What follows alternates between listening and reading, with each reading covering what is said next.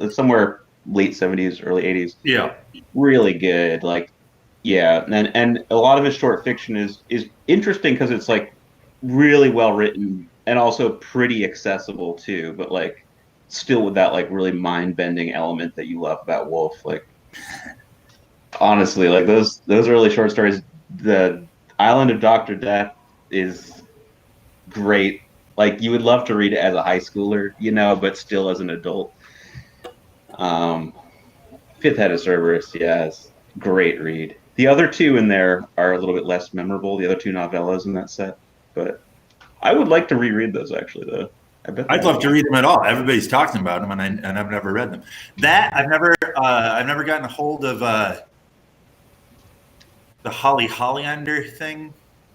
Yeah, me neither. I have Peace, which is everybody's favorite, but I haven't been able to get into it too far. I have so many Gene Wolfe books that I haven't even cracked. I feel Wait, like everyone here would there love are the doors. soldier books. The Oh, what? sorry. We should read something. I don't know if someone already mentioned this. We should read something we all haven't read. Ooh. That might be kind of hard. What I mean, Yeah, that's true. I don't think we've read Peace, right? Has anyone here read Peace? No. Just part of it. Of course. Oh, And we I've read could part do of that too. I have There Are Doors, and I have the Soldier series, which I think Connor's read those. I just read. finished one. I think everyone here would love it, but it's a little off topic. But I don't know. I think that the Caroline Soldier series has would be particularly interesting because it's the negative of the of Noosa. oh, also, the Soldier series was written around the same time as Urth. Like Wolf must have been writing them concurrently or one right after the other. I think Soldier is 86 or this is 87. Either that or the other way around. One word for soldier, one word for Earth. One word for soldier, one word for Earth. What? And one word for me. What? I'm thinking about Gene picking out which word goes where. Oh. that is how writing works. That's how I do it. That's an efficient way I'll to have write. all of my words on the table. When I write, I'm like, window was open. There you go. Period. And then I go, oh yeah. And I hit save. Dishes are done, And dude. And I do it again with the second sentence. Nice. Speaking of weird writing, does anyone here fuck with William Burroughs? Yes. I haven't ever before. I tried to read The Ticket That Exploded, and I mean it's which is supposed to be like this cool avant-garde sci-fi detective shit, experimental beatnik stuff, but it's literally just descriptions of like jizzing and like I don't know, like pederasty, like That's what you sign up for when you're reading a Burroughs story. Yeah. like that's all it is. Like Okay, maybe that's I all won't. it is. Maybe I don't like, need to. Not that good. But I don't understand it. So It's audacious. a good Audacious. Yeah. I like that. Yeah. I feel like Burroughs is just a ball of audacity. yeah. I'd like to like it. I want to know if there's anything good, anything enjoyable. I mean, or maybe I'm just stuck up and I need to read more stories about boys jizzing all over the place. I mean, William S. Burroughs is for I 20-year-old say boys. jizz because that's what he says. Like the word is jizz. Burroughs loves jizz. Yeah. I'm making a T-shirt that says that. We are streaming. That's our first merch, first Wolfpack merch. What's that, Ryan? We're streaming. It just so everyone knows. Oh, can you turn Yeah. your mic up a little bit, Ryan? Is that any louder? BRB. Sounds all right to me. Is that louder, Jen, for you? You're kind of you're quieter than everyone else. I mean, I can hear you, but you're quieter than everyone else. If someone's talking at the same time as you, no one will hear you. That's Yeah, not- you're kind of soft. Or I Like, won't. your voice sounds like it's padded or something. You know? It's probably Like, yeah. It sounds like you cushioned it. It's probably not bad if other people are able to talk over me. The quality is probably better than anyone else. Oh, that's probably it. It's slightly I think softer. plus the quality right after. I don't The know. sound of Ryan. Ryan's sound, yeah. Ryan sound.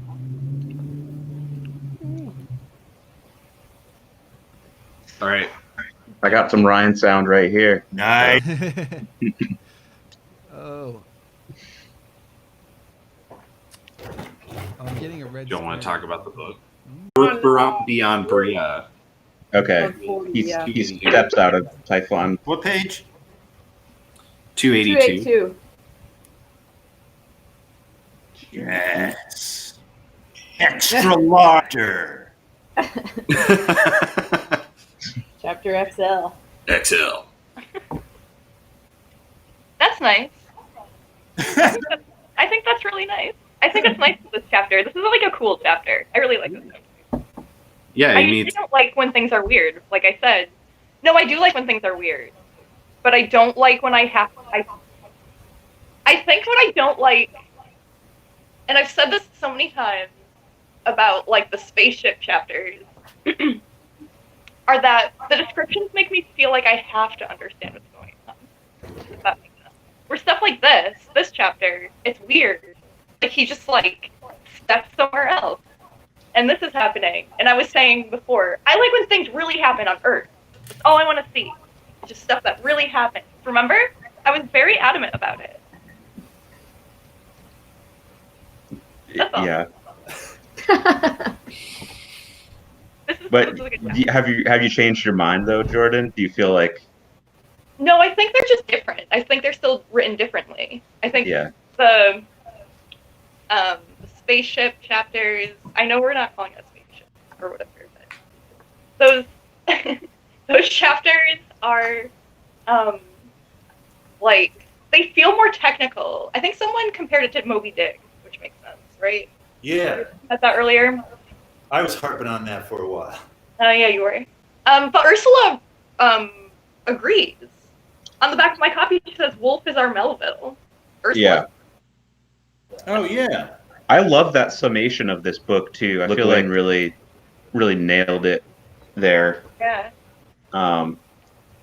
Where she's kind of described like she's like this book like soars, it falls free, it runs like the river that runs through the universe from universe to universe or something like that. And I feel like that's like a really nice way of saying like this book's crazy. And that's also the chapter that we're starting with, is the brook that's flowing from universe to universe. Yeah. Ursula is so Ursula's really to Such the a good point. writer. You know what I mean? Like See what? Ursula will always like I don't know. I think I'm just making up something about Ursula right now. But I'm just saying like she was so diplomatic about how she says that. And it's like it's so accurate. Like you're right that it's like oh yeah, this book is fucking weird, guys. Just get like strap in. she says that it has the which Yeah. might even be a little bit backhanded. Right. Right.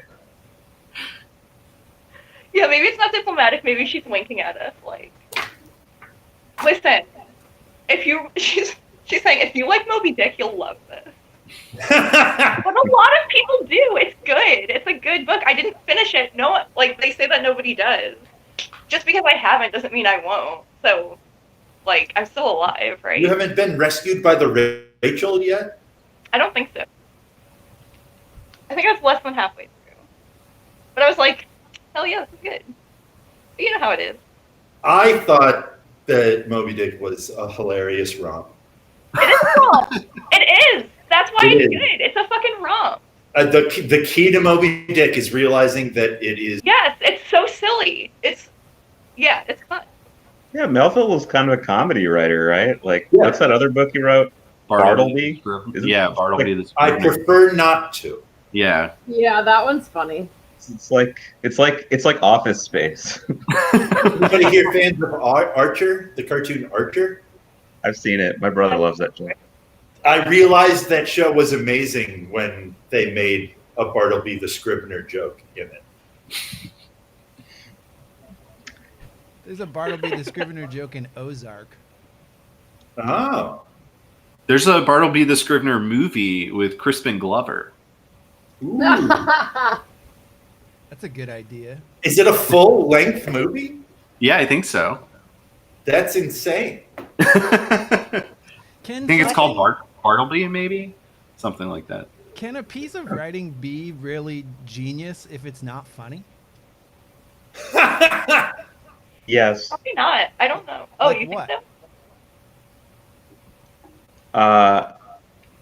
I think maybe it depends on what you mean. Like, I think there's like something above comedy, like a sense of like largeness that could be considered funny in the way you're saying it. But I think a work of genius doesn't necessarily have to make you laugh. It does as another way of like thinking about it. It also doesn't have to make you laugh. And I'd like to hear what you think is a work of genius that is also not comedic in any way. I'm thinking it's like my brain goes straight towards like Holocaust novels, I guess, like Night by Elie Wiesel. Okay. What about poetry? Is poetry funny? Is it Yeah. poetry It's should often be. funny. always? Shel Okay. Silverstein's really funny. Wait, I mean, the pursuit did you of say- poetry seems funny to me in the context of our world. poetry does? Wow. Wait, Tim, were you saying that poetry should be funny? Just that. I will. think that it inherently is. Not a hard should, but I think a lot of poems are funny and good and or like yeah, That's true. they don't have to be though. They could be very I Very feel like sad.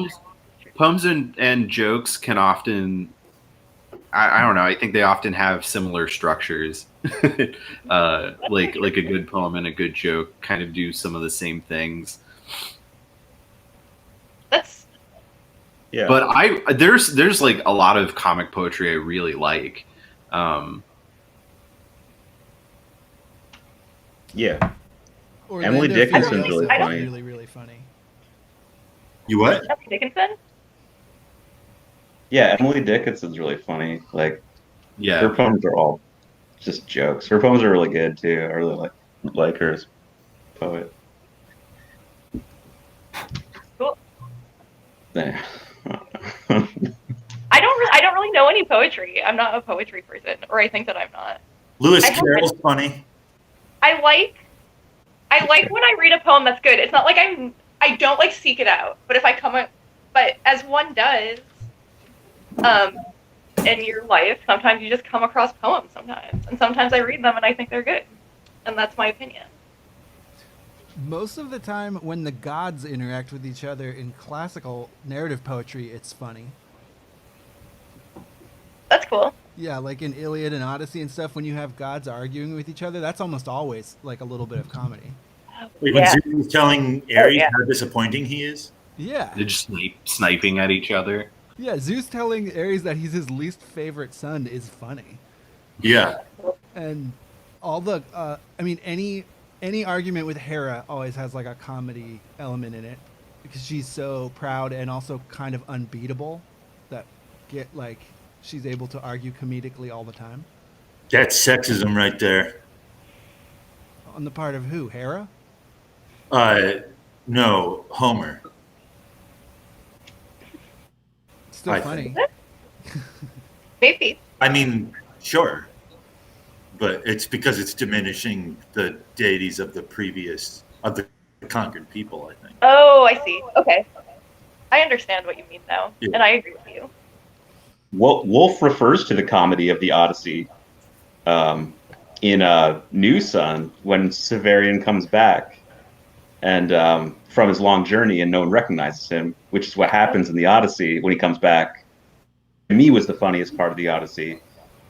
I think I forget, it's been a while since I've read it, but maybe someone here remembers. Isn't there like a comic human character too, like this beggar or something, or like a fool, like a town fool who like meets Odysseus when he comes back? Yeah. And- Shepherd, right? I think it's a shepherd or a dude. Yeah. He's kind of he's kind of like a jolly. pig keeper. The pig keeper is like the only guy who recognizes Odysseus, and it's because Odysseus tells him to. I remember it being really funny in the Fagles translation. Like the way that guy was written was like with levity and I don't know, little jokes. Nice. Well, pig keepers have seen hell, right? When Persephone gets abducted,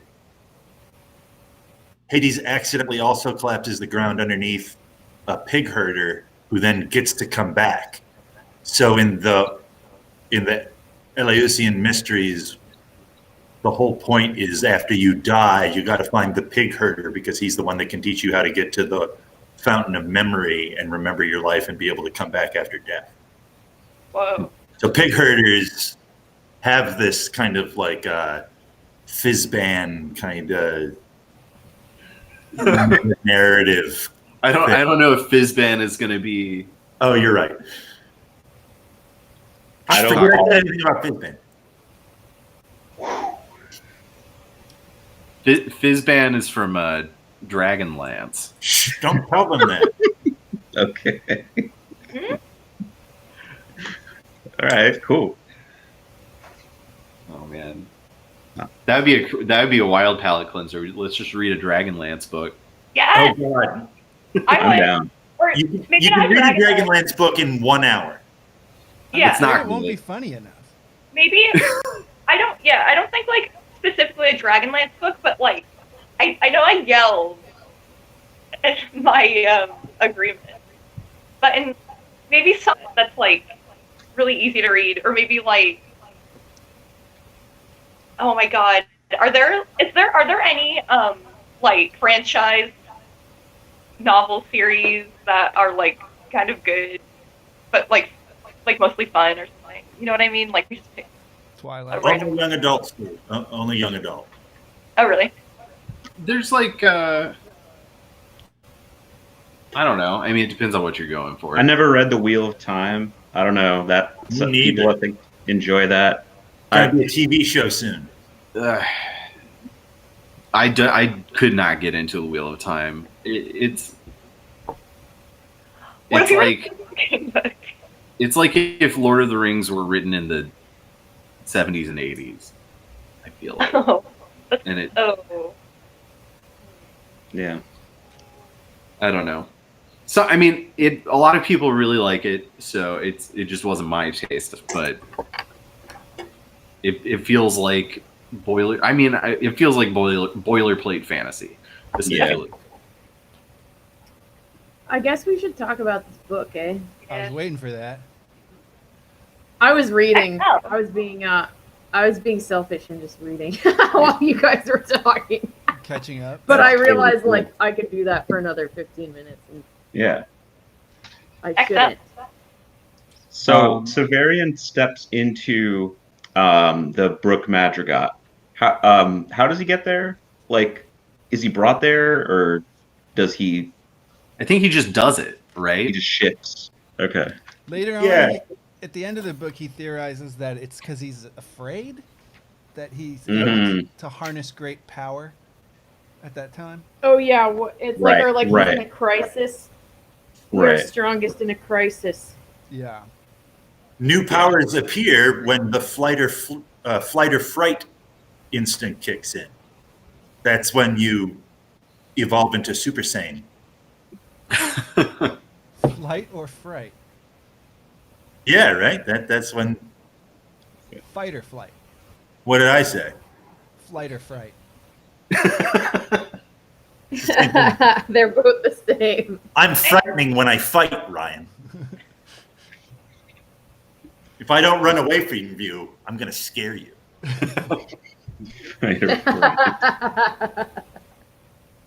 I bet that's probably true. I would hate to have to fight Connor. If anyone jumps you, yelling at them as loud as you can is a viable option. That did get me out of a scrape. I was attacked by maybe like 6 or 7 men for no reason on Greenmount. and was cornered. I was about to get the shit kicked out of me. I just shouted like as loud as possible. I was like, "Shut the fuck away from me!" And they were like, "Ugh." I said men, but they were young men. They were like high schoolers. I mean, high schoolers are scarier than grown men. Right. They were scary. I was mobbed by 13 high schoolers. They punched me in the face twice. I'm sorry. And I said, please let me go buy some ice cream. And they said, you stole our bike. And I said, I don't have a bike. And they said, okay, and walked away. Huh. They accused you of stealing their bike? Yeah. Which I hadn't done. I don't ride bikes. I think you appealed to them in a way they related to. They're like, yeah, ice cream. I understand. Everybody wants it. The guy just wants to buy ice cream. That makes sense. You should have just gone to the Brook Madrigal, Connor. Well, I exactly. know. Well, that's the thing. You just step into another place. Oh, and when he steps into another place is when things start. He described things as looking like a chessboard, which I had made a note of in an earlier conversation that I wanted to talk about, and I don't know why. That Athena uses earlier? Yeah. Perhaps. I don't recall. From this It point is. on, She there's does like, talk about the chess. there's like no Fair. present in this book anymore. Yeah. Uh-huh. Yeah. It's gotten more accurate. I mean, Severian is becoming God, so he's going to exist more and more outside of time. Like he's destroying time. He's starting new time.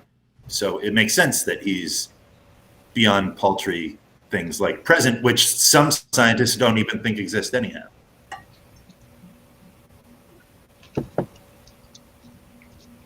Yeah.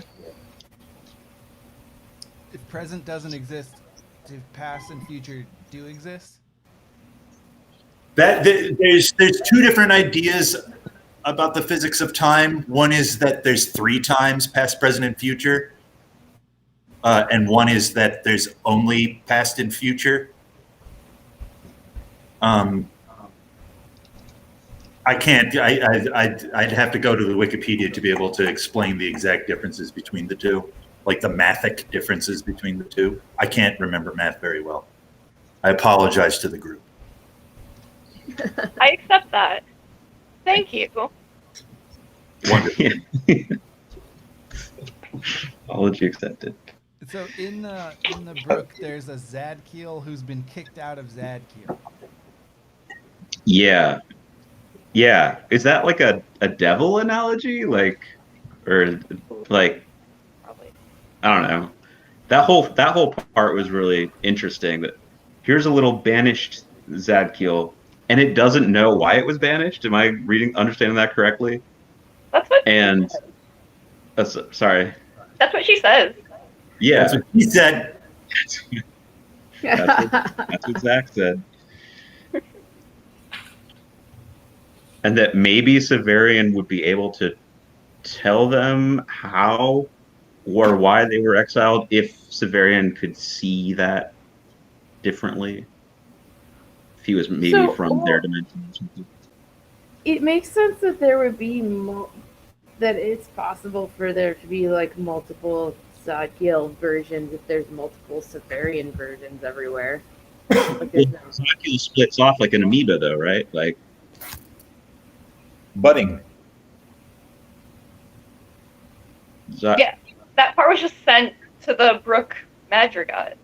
And they're just like, she's like, whatever. I live here now. Don't know why. Was it the same part that he had seen earlier? I don't think so. No, because I think she doesn't know him at all. And Right. she's just Yeah. like, oh, okay.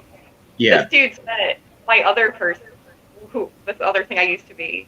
That's Right. good enough for me. right. It's a different piece of Zadkiel. It's fallen off. That's been banished to the Brook Madrigal. From what I understand, has been like exiled there, and it describes itself to Severian as if it's a wild thing at the edge of a meadow, akin to a weed or a hedge or something. Well, I think it's specifically a field because it was like that Uh-huh. came right after they talked about gravity fields. So it's like Uh-huh. maybe it's like the kind of thing that shows up on the edge of gravity fields. Yeah. It's an Yeah. uncapped probability wave, I thought. Hmm. Like it's the probability wave before the measurement occurs, so it doesn't collapse into an actual reality. It's the field of infinite probability that surrounds an event that hasn't happened. Are you talking about? How I interpreted that field. Are you talking about the manifestation of this Zadkiel? Yes. Or the Brookman? Okay. Well, the Brook Madrigal, where that Zadkiel is, they're exiled. Their exile is to not live in an actual reality of any sort. They live between everything. It seems to me. Mm-hmm. That makes sense. Yeah. This is just a path, right? It's just a path The Severian. between Well, it's like a, it's also Yazad like and a state. a what? A state, kind of, right? Well, Kabbalists call it pathways, though, right? When you're like the lines that connect the Sephiroth on the Yeah. Tree of Life, those are Yeah. pathways, right? And Yeah. doing Kabbalistic stuff is pathwork. Sometimes it's called amongst hippies. I know. I don't know what's called amongst real Kabbalists. Well, But Lillywin books call it pathworking. If anybody's hip to the Lillywin publishing. What Llewellyn book? Yeah. Hmm. But it acknowledges itself as Zadkiel, which is weird. Like, if it was just like some random manifestation, then it wouldn't have come from Zadkiel, right? well, it's not I'm- a random. What do you mean random? I guess like, oh, okay. I thought I was trying to interpret what you were saying, Connor, that like, there was this exists in a place where like this probability, I don't know, didn't happen, and like this thing was born in this place that could be considered like being exiled in a way. Oh, I think it was just placed in that place. Okay. Like I think it's there for this reason, to instruct Severian. Like I don't think that it was. It says it's not there for that reason, though. Okay, I think I that I would say didn't. that. But you're like, it wasn't given the instructions to do that. It was just Right. like, all right, that's just one has to go in there. Okay. Like, all right. I think Okay. Yeah, I mean, just its because it doesn't. perception of what's going on is unusual because it is in the time before time starts. And just because it doesn't know Right, that it's right. there for that reason doesn't mean it's not there for that Right. reason. Right. Well, the whole process of its knowing is completely alien to what we would think of as knowing. Right.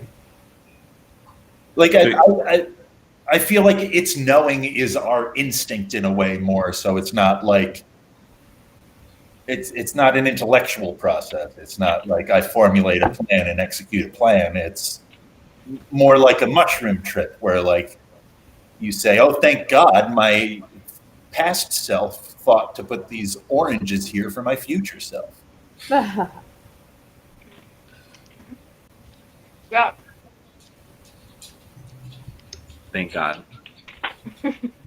Or that I think that's a good explanation that it was maybe placed here to help Severian, but didn't know necessarily like, or wasn't given like specific instructions about what that was, and that this could be what it's all about, is just doing this right here, right now. yeah. Yeah. I feel like if this was written from the Zad, it would be placed there at the same time that Severian shows up. I was gonna say that too. It's not. It Mhm. might, and it might be that Severian is kind of like summoning it too. Mm-hmm. Yeah. Definitely.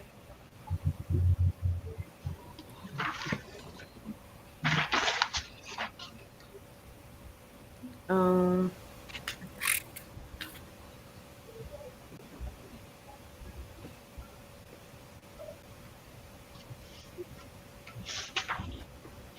This is the chapter where the first time I read this, and I knew a lot less about Kabbalah.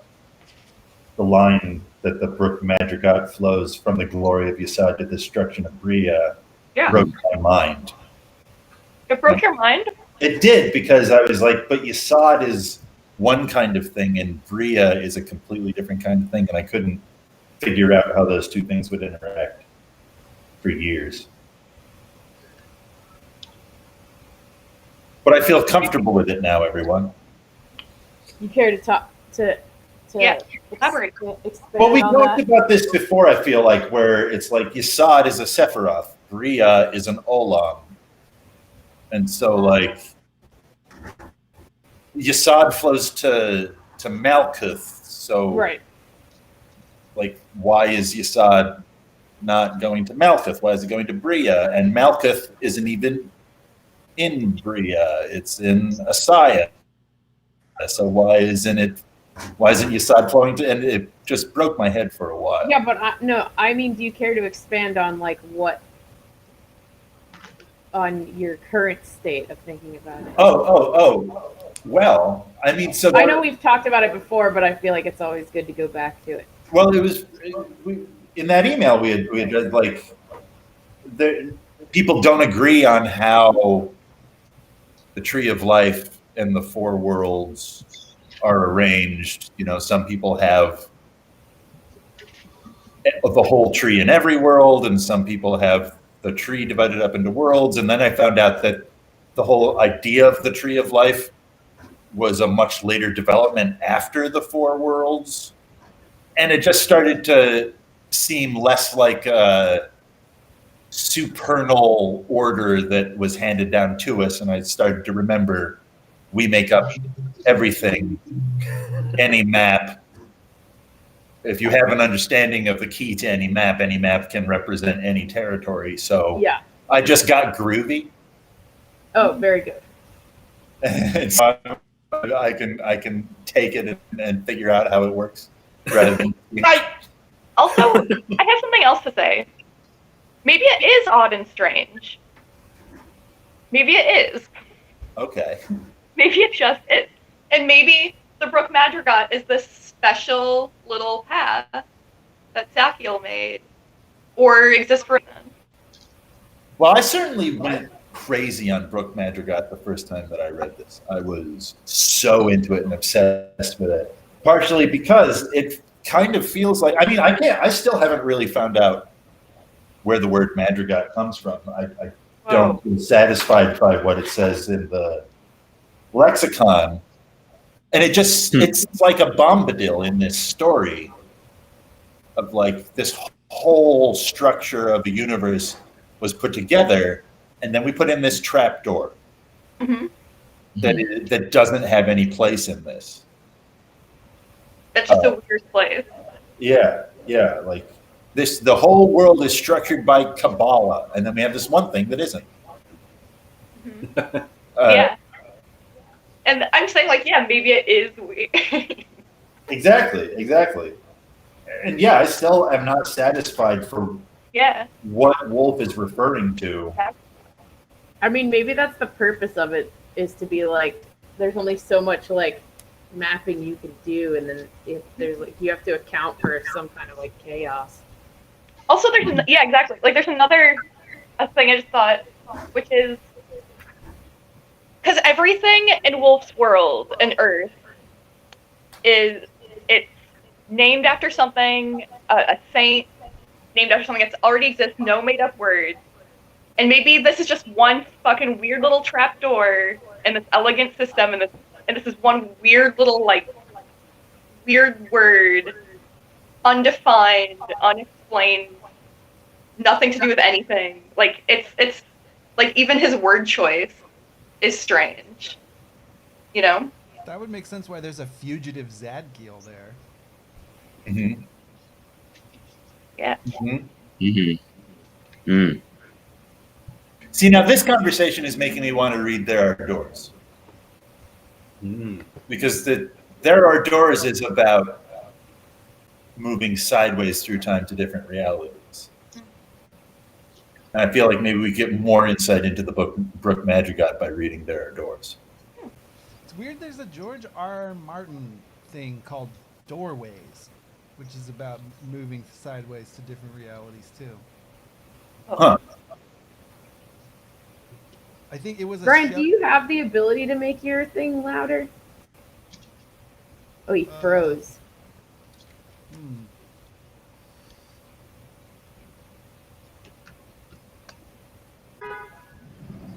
Odd.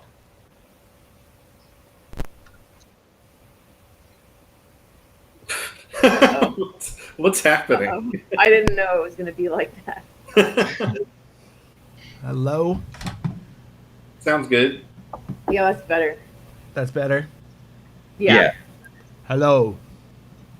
You were just very quiet in the mix. Well, Bothers. I'm not feeling at full strength. Oh, Did you get hurt yesterday? You got COVID? No, the internet is a very emotional place right now. Yeah.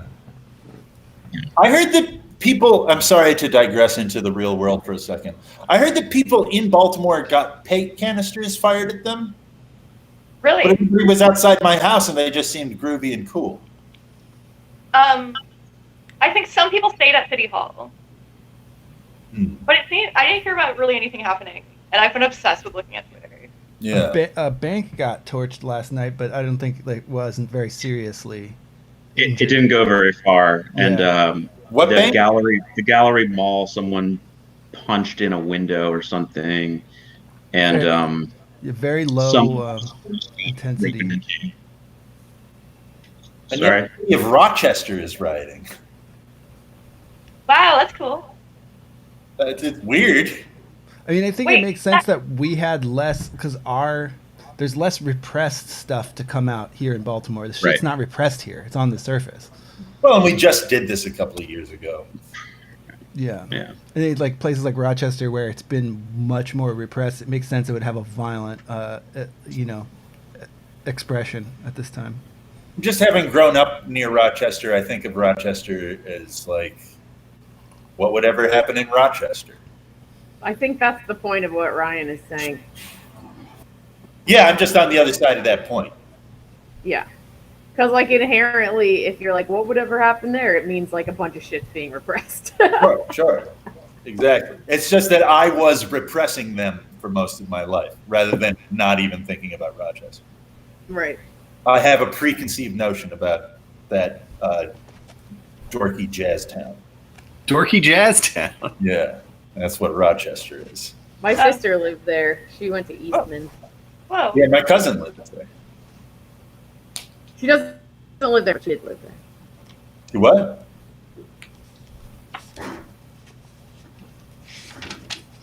What? Huh? What? Who? Huh? Huh? Me? What? Got a ball on. Okay, so we're out of the Brook Madrigal now. You're never out of the Brook Madrigal. It exists outside of time.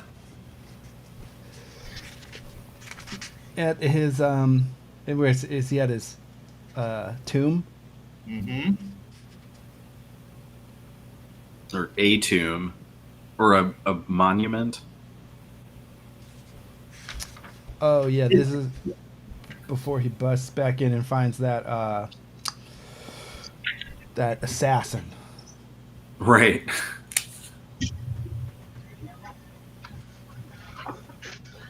Oh yeah, I forgot about that part with the assassin.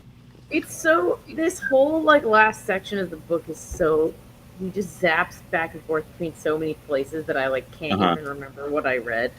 Yeah, Well, it's a lot. you're going to have to Oh, get you're right, used to it this if you intend on becoming a god. This is him returning to the house abs right now. Yeah. In house, absolute. Well, yeah.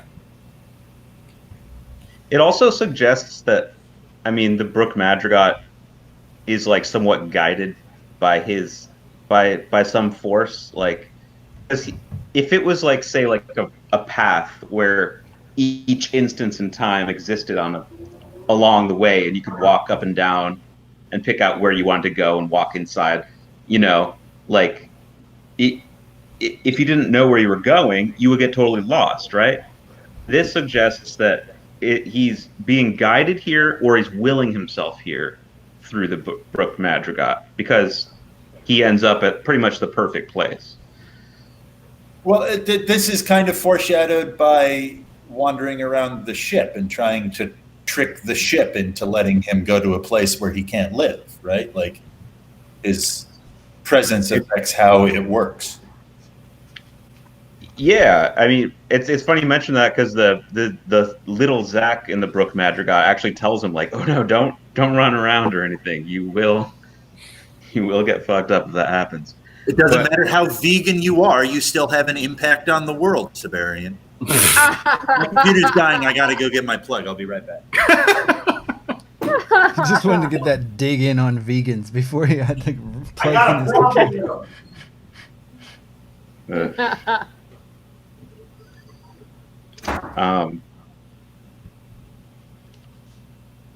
What if you were vegan but you like grew all your own food?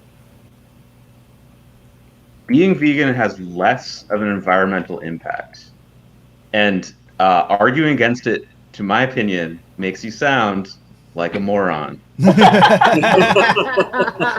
you sound like a douchebag. Like, it brings out the ugliest aspects in people when they start talking about.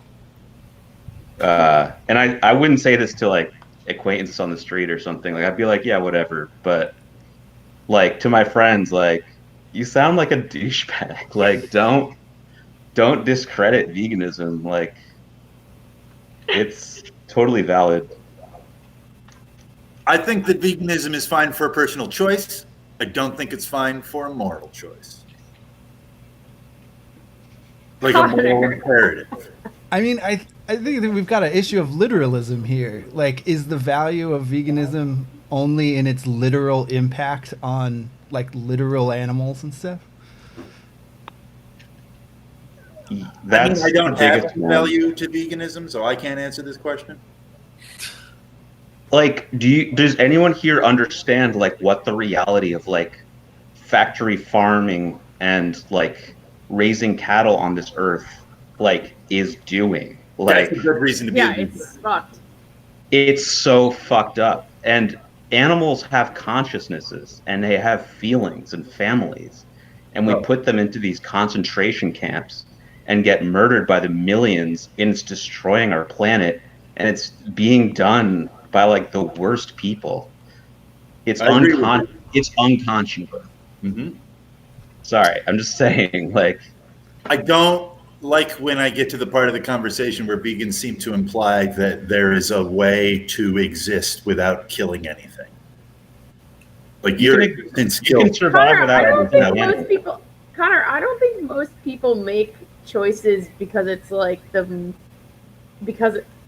don't think anyone would say that there's any choice that like absolves you of any like moral responsibility for like something being fucked. But like everyone's You would say trying to that make. people don't think that? I think that most people think that. I would think that most people think that they're making choices that they feel like are less fucked than other choices they could make. Like, it's not as though like you're always trying to just like be a little bit more responsible or whatever. Uh-huh. I don't know. I think that there are a lot of people out there who think that they have made the choices that they made because there is a morality, an objective morality that compels them to, and because they have been able to adhere to it, they are the good guy, and they no longer have to evaluate what they're doing. Do you feel that way too? Oh yeah, No. I definitely feel that. I mean, I understand. I think I get what you mean, Connor. And in like, if I was in like polite company right now, like I would be having this conversation totally differently, because it's just like talking about politics or religion. Like, what we eat is like a deep part of our identity, and it gets to be very difficult territory to start talking about. But I mean, I you know, like, my friends and my family like eat meat, and we live in a world where that exists, and I don't, and other vegans I know don't have like don't like sit around and be like, man, those fucking assholes, like they're so morally and But you know that there are some vegans who are doing that. there are Connor, there's everybody who's doing that. There are people who Sure, and I'm pissed off at all the people who are doing it. Right now, we're talking about vegans. I'm just think curious. I think you have to be able to separate that from the actual the actual concept. And I would just push against you, Connor, and I would just question, just in case, is it possible that you are just having an angry reaction because you feel that you actually understand that it's not conscionable to maintain our current systems of eating? Oh, our current systems of eating are ridiculous. I don't support them. I also don't support people telling me what I should be eating. But I don't think Tim never tells other people what they should. Yeah, those are different. I didn't know that Tim was a vegan when I had my slam against vegans. I think that if people can decide to eat whatever they want to eat, that's great. Yeah, I mean, I didn't know Tim was vegan because he wasn't acting vegan in the way that I associate with vegans. Hey, anybody who just is a vegan and I don't know about it, that's groovy. It's the people who are coming at me and telling me that I should only be eating kale that I want to stop because I die when I only eat kale. No, has anyone ever told you that's that? not particular to you. Oh man, my 20s were full of people saying that to me. Yeah, because when you're in your 20s and you're in fucking, in your 20s and you like live with 7 people, everyone goes through like 2 weeks where all they fucking eat is kale or all they eat is SpaghettiOs or whatever, and that's the best they've ever felt in their entire fucking life. People in their 20s are like recognizably the dumbest people. Vegan or That's not also vegan. Most of the people who are vegans are in their 20s. Connor, I think your stats are entirely informed by personal experience and not necessarily by like data. I would never deny that. That is definitely what's going on here. And I gotta say, what I meant as a silly old man screaming at the cloud joke has become a much bigger. I was not prepared to commit to my statement as much as I feel like I have to now. We can tell. Well, you don't have to. Hey, I had something against vegans because they pissed me off when I was also a stupid 20-year-old. And I feel that I can make fun of them the same way that I feel that I can make fun of Mormons. Okay. I just gotta support everyone eating what they want to eat. And if somebody only wants to eat kale, I say great. And if you're a breatharian, that's wonderful. But if you tell me that I have to be a breatharian, then I'm going to make fun of it. I was so sure we were going to get through this entire book today. Oh, I knew for sure that we wouldn't, which is why I wasn't really worried about finishing the last 10 pages. It's still But interesting. we should go back into it. Yeah, because we've gotten like 1.1 chapters in, and it's almost been an hour. I didn't mean for that to be a big already Connor has called Tim like insufferable, and Tim has called Connor a douche. I didn't mean to call Tim insufferable. Connor, I stand by that. You sound just so you know, I'm telling you as a friend, you come across like a douche right now. That is totally fair. I would argue that I said that to come across as a douche. Right. Because I thought that was funny. Successful. Totally successful.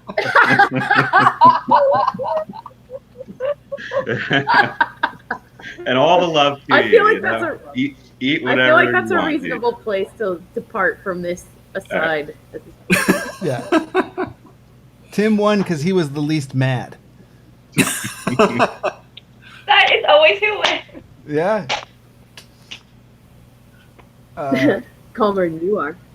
Calmer than you are. So. Calmer than you are. Okay. So Severian goes into and he sees a monument, and then he and so we know we're in the future, and then he finds a dead body, and it comes back to life by accident. Uh-oh. And then after this chapter, things get really interesting. We're just Yeah. breezing through this chapter? I mean, what There's a lot here. what are those things? Oh, well, I guess like so the CGI reconstruction of the dead body is cool as hell. Right. Yeah. The Oh yeah, reverse the reanimation. disintegration. Oh. Decomposition.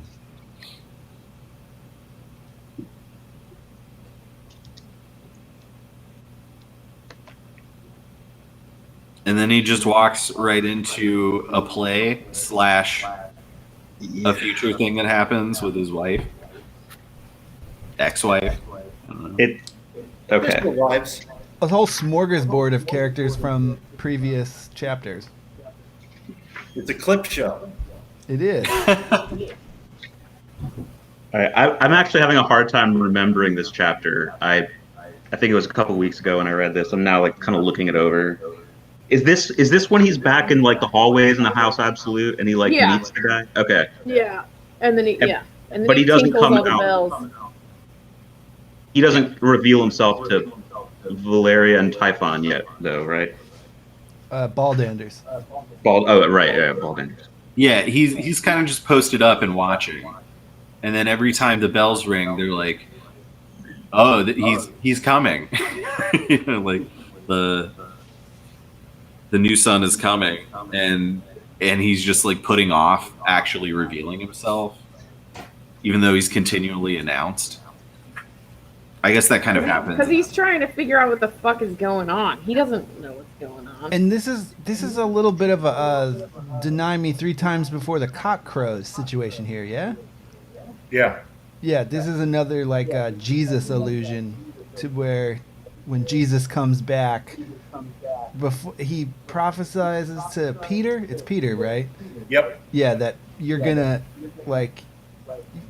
deny me knowing me 3 times before the cock crows, and that's like a mysterious thing when he says it to Peter, and then some guards are asking Peter if he was boys with Jesus, and he says no, and they were like, nah, we think you're boys with Jesus. He's like, no, I don't know what you're talking about, and he's like so overwhelmed with grief he doesn't realize he's fulfilling the prophecy, and then I feel the bells, there's like I don't know, there seems to be a clear, this is another one of WOLFE doing Jesus with Severian.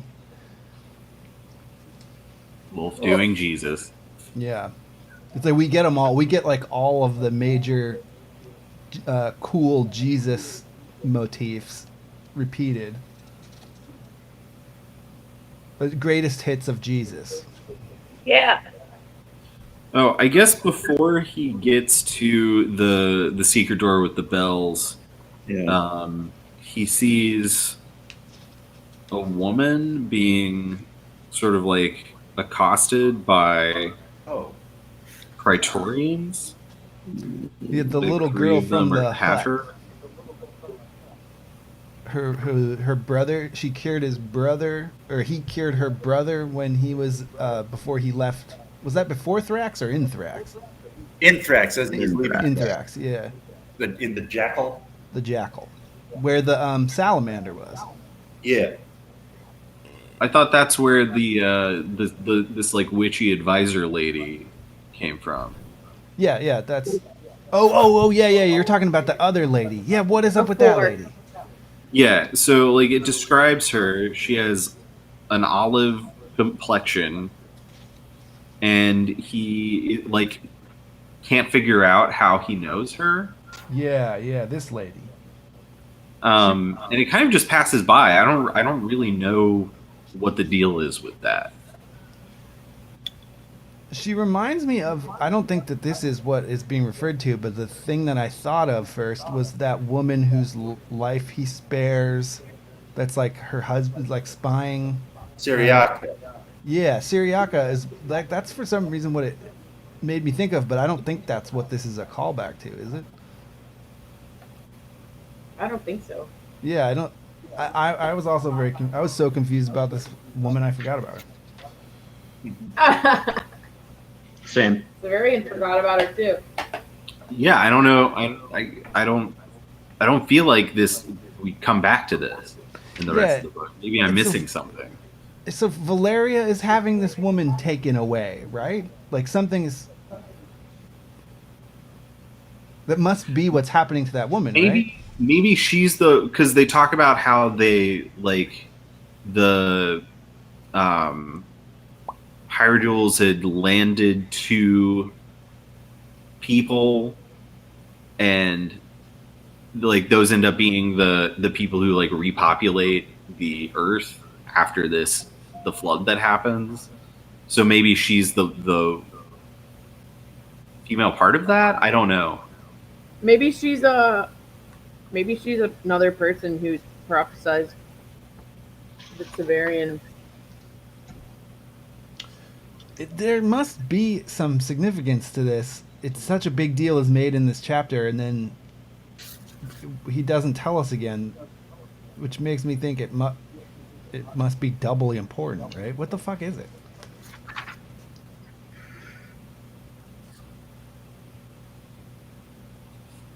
Connor? I don't know. Viewers, put it in the comments. Who do you think this olive-skinned woman is? Her beauty was reason enough for any man to stare at her, but why did she stare at me? I feel like this is something that I thought I knew at one point, and now I definitely don't. Well, Where are you all looking? Right, is it It's like page 293. 293 a.m.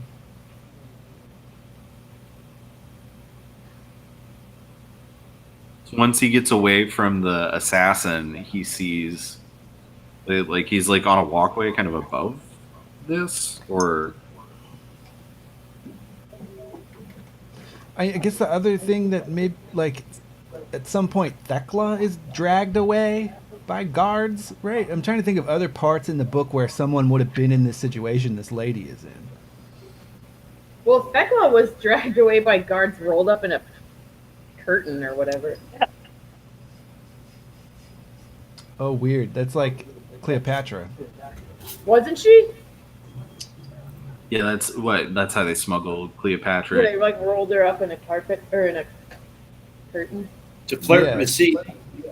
Except when Cleopatra did it, it was to go bone someone, not to go to jail. The sex Caesar. The Caesar of sex. Cleopatra was cool. Well, maybe it's Cleopatra. This could be a good one to Google, or yeah, anyone in the chat. Honestly, Is there any I must, activity in the chat? I must have glazed right over this. I don't even Yeah, remember. Carolyn says maybe Thekla knew her. Yeah, But But it says like that Thekla he can't goes, remember her. yeah, it says he goes back through Thekla's memories too. Also, this is like 50 years after he left, too, right? Yeah. Right. So she's probably not even like. She probably hasn't been alive since before he left. You know. Maybe she's like the offspring of someone that he knows. Could it And be like therefore, it she could like be- looks familiar because she like looks like someone, but What if it's a child he made someone? Could be, could be. or it could be one of like Thekla's fellow. What about a girl who like follows him? He gives her arm back. hmm He heals the arm. Well, that Sure. happens in the way distant past. Oh, you're right. It Yeah, does. Right. Yeah. She's left far, far in the past. Oh yeah, we don't know about his life right before this. That's right. Yeah, her age makes it weird for it to be. It can't be really exactly somebody we know. No. It could just be that, you know, a little bit later they talk about how writing the same thing on two different walls, like, is not, you know, like they talk about the anima, and so maybe this woman has some of the anima of, you know, that's an echo or, you know, a pair to someone else that someone Severian has been, you know, someone inside of him has known. So Mhm. I mean, it's pretty. It's a wide net. Yeah, it is. Such an isolated event that it seems clear that WOLFE had a fucking idea who it was. Yeah. Is there anything in the? I mean, that's probably a hard thing to look up in the lexicon. I don't. Yeah, even 'cause know we what- There's get no nothing kind of under name. olive-skinned girl, Right. which I don't know what other identifying characteristic to seize upon to look her up with. Right. Where does it happen? 293. No, where, like, what would the part of the house absolute would not the secret house? The But, path like, of air. Did it happen? Yeah.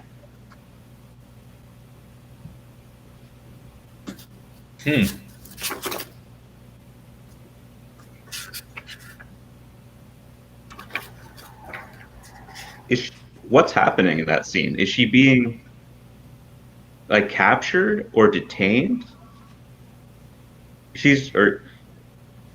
Like what? She's surrounded by guards, right? She's got a expression on her face of mingled hope and fear.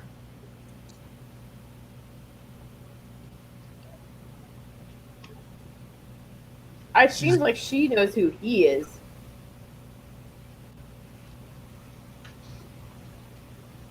One of the guards supports her by the elbow, and at first he can't see her eyes because they're bent towards the floor. Like it seems like she's being taken away. Does she just know that he's the Autarch? And that he's back? Does she just recognize the Autarch? Maybe. No one recognizes him. Yeah, because all Is that a Jesus thing? Maybe it's a Jesus thing. This says that the description matches that of the Contessa Carina, which is a form of. Who's a character in Dr. Talus's play. So in the play, there's a character named Contessa Carina, which is a form of Catherine. Where'd you find this? She matches Catherine. This is on some internet. Oh. It's his fucking mom? I wanted to suggest Catherine, but I thought that was too. That didn't make any sense. But so how does that make sense? Because I thought about it. There's 3 maids with beheaded saint names. So it's. Oh, like she could be Catherine. Right. So Because if Catherine lives in the atrium of time, then Catherine wouldn't age. Yeah. Like Valeria before she got. So this is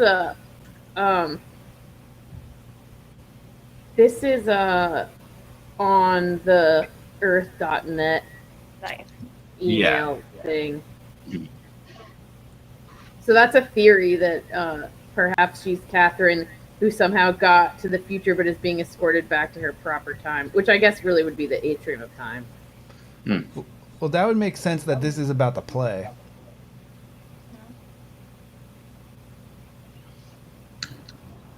Yeah, under Contessa in the lexicon, they mentioned this very woman. That's the only time they mention her in the lexicon. That she's playing out the role of the Contessa. Whoa. Yeah, so WOLFE is trying to make as much of the play come to life as possible here. That's why she's here. Or there's a Borsky theory that Catherine is murdered by her second husband. Ooh. As well as Severian's mom? Yeah. Ooh. Sure. But wait, but then. Oh yeah, no, yeah. Dorcas is his paternal grandmother. Yeah. I don't know about that. I don't either. I'm just saying it because I read it. No, yeah, I'm not trying to jump on you. I'm sorry. You can jump on Borsky for that. I don't want to jump on anybody. Although I guess we're all supposed to not agree with Borsky. You've jumped enough today for one day. I certainly cowed after the last leap that I didn't look for.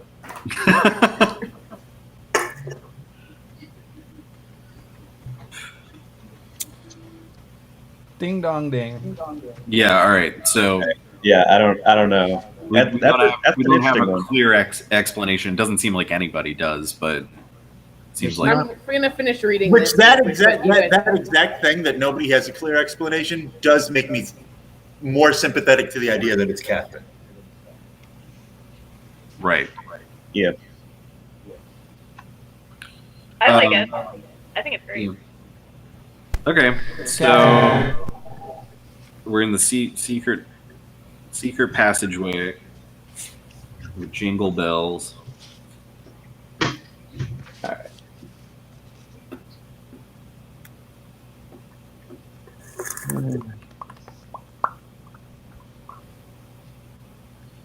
Oh, you know what? If this is kind of a funny thing, but it's like if Severian in fact slept with his other grandmother Valeria, then he has a good reason why he never talks about Valeria. I mean, Yeah. But he wow, does talk so about Dorcas. he would have slept with both of his grandmothers. Yeah.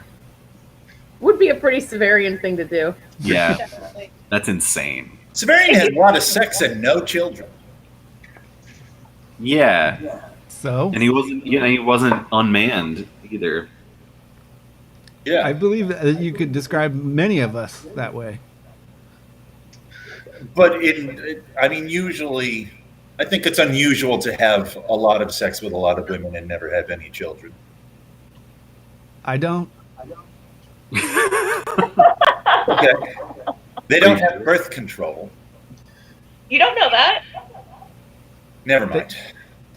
They have the main one. The main one? Oh, pulling out. Yeah, The Catholic one, right? the unfailing. The That fails foolproof. all the time. Nope, no such thing. Okay. I mean, this is the far future. You think they don't have some kind of birth control? I'm gonna think that it's interesting that someone that claims to have had sex with every single woman that he has met has never had a single child. I'm going to think that's interesting. And he's an autocrat. Yeah. Like, That's just because you haven't had sex with every single woman you've ever met. Yeah, I think Maybe that he's both in- of those things together equal a lie. Maybe he's infertile, and that's one of the reasons he got chosen. Naturally infertile, and that's one of the reasons he got chosen because he could succeed, and still he could. Because like the I don't other think he had autarchs, sex they with try. yeah. They try. The other didn't have to autarchs, they stay in. try and fail, and are castrated so they can't have children to succeed them in the throne. But then he doesn't have. He can succeed and then still not have children to succeed him in the throne. Like George Washington. And Like- maybe, yeah. Like George Washington. George Washington was chosen by the Virginia guys to be the face of the presidency because he was impotent. They knew he wouldn't be able to have a kid to establish a dynasty.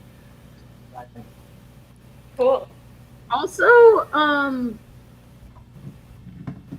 I keep thinking about this, how Severian probably has a twin, Oh yeah. Yeah. but I don't necessarily need to like insert that into anything we're talking about. I just keep thinking about it. There's a Yeah. theory that Ava is his twin. Carolyn suggests that. Ava The pillory, right. That, yeah. Carolyn suggests that I mean, that would make sense. Catherine's being taken away because it's discovered she's pregnant with. Actually, that actually could make sense. Like,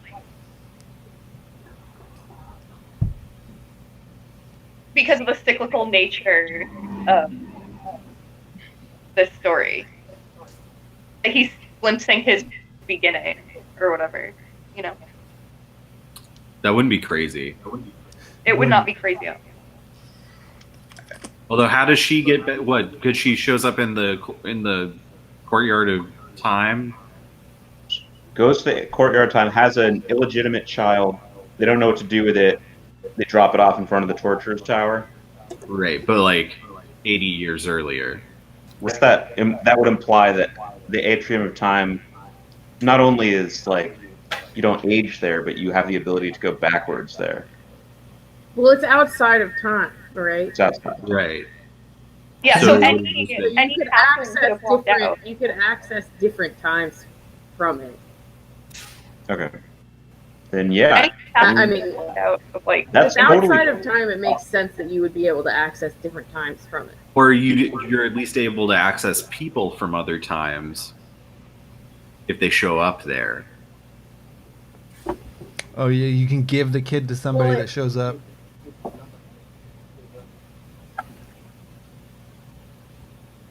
Severian could be from any time. I mean, he is from a bunch of times at this Yeah, point. he is. But that Catherine from any time because we have Owen and Dorcas. Right? Does Right, anybody well, have any theories of how Catherine meets Owen? Right. How would that have happened? She's a Pellerine, right? That's the theory. She's a Pellerine. Or going to become a Pellerine. They have a temple there, but we don't know that the temple was always there because it's a tent.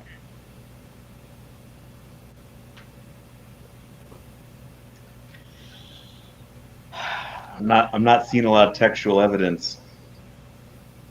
Yeah, this one's kind of just it's in here. There's something to it. A mystery. Let us move. Let's move along. That's fine. I don't need a tidy explanation for it. Yeah. I like. The I feel idea very satisfied that it's Catherine, but now I've never thought about how she meets Owen, and I'm really confused. Right. Well, maybe we. Yeah, maybe that's something to look into for the next meeting. Like we can all do our little like research. Put it in the parking lot. All right. Yeah, I knew that we weren't going to finish the book today because it always takes us forever at the end of a book. Mm-hmm. We Yeah. never finish it in one. And It this is always the takes end of forever. all the books. Yeah. There's no way it's going to be the slowest because you got to think back on like literally everything. Yeah. And also, at the end of the book is when things get crazy. Yeah. Especially this one. Yeah, This one. This breaks all of space and time. Yeah. The end of this book. Yeah. Yeah, and like Severian is an Eidolon, but then he like ate a bunch of food, so he became like. It's funny because I had this feeling of understanding more than I'd ever understood, and then like the last like 3-4 chapters of this book, suddenly there's all this new stuff, and then there's all these questions that Severian's like, what the fuck just happened? I don't know. Yeah. He starts bringing up questions, shit that I wasn't that curious about. He wants to take like 2 pages to just Right. not know.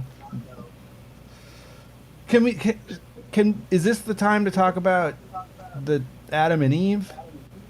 Sure. Because they get, the Undine says the aliens have landed these 2 people, and then at the end of the book he says that the sailors have paid for losing the battle to the Eidolons of his past with their past. So who's the man and the woman? Is it Gunny and the captain? Wait, no, we're going to meet them later on. Who is it? I forget. He's on a raft with Odilo. Yeah. And Pega. Odilo and the other Theus. people. Aren't 2 of those people? Pega and Ida? Huh?